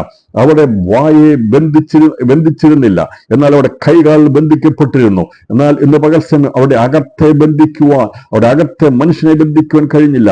ആ തടവറയ്ക്കകത്ത് അടിച്ചു തകർക്കപ്പെട്ടവരായി, വേദനയുള്ളവരായി, സകലതും സഹിച്ചുകൊണ്ട് കർത്താവിന്റെ വേലയിൽ വ്യർത്ഥമല്ല എന്ന് കണ്ടുകൊണ്ട് അവിടെ അവർ ദൈവത്തെ പാടി സ്തുതിച്ചാരാധിച്ചപ്പോൾ കാരാഗ്രഹ പ്രമാണി ഉൾപ്പെടെയുള്ള വലിയൊരു കൂട്ടത്തിന്റെ വിടുതൽ അവിടെ സംഭവിച്ചെങ്കിൽ ഇന്ന് പകൽ സമയം ദൈവജനത്തിന്റെ ആരാധന മുഖാന്തരമായി അടിസ്ഥാനങ്ങൾ കുലുക്കുവാൻ പോകുക.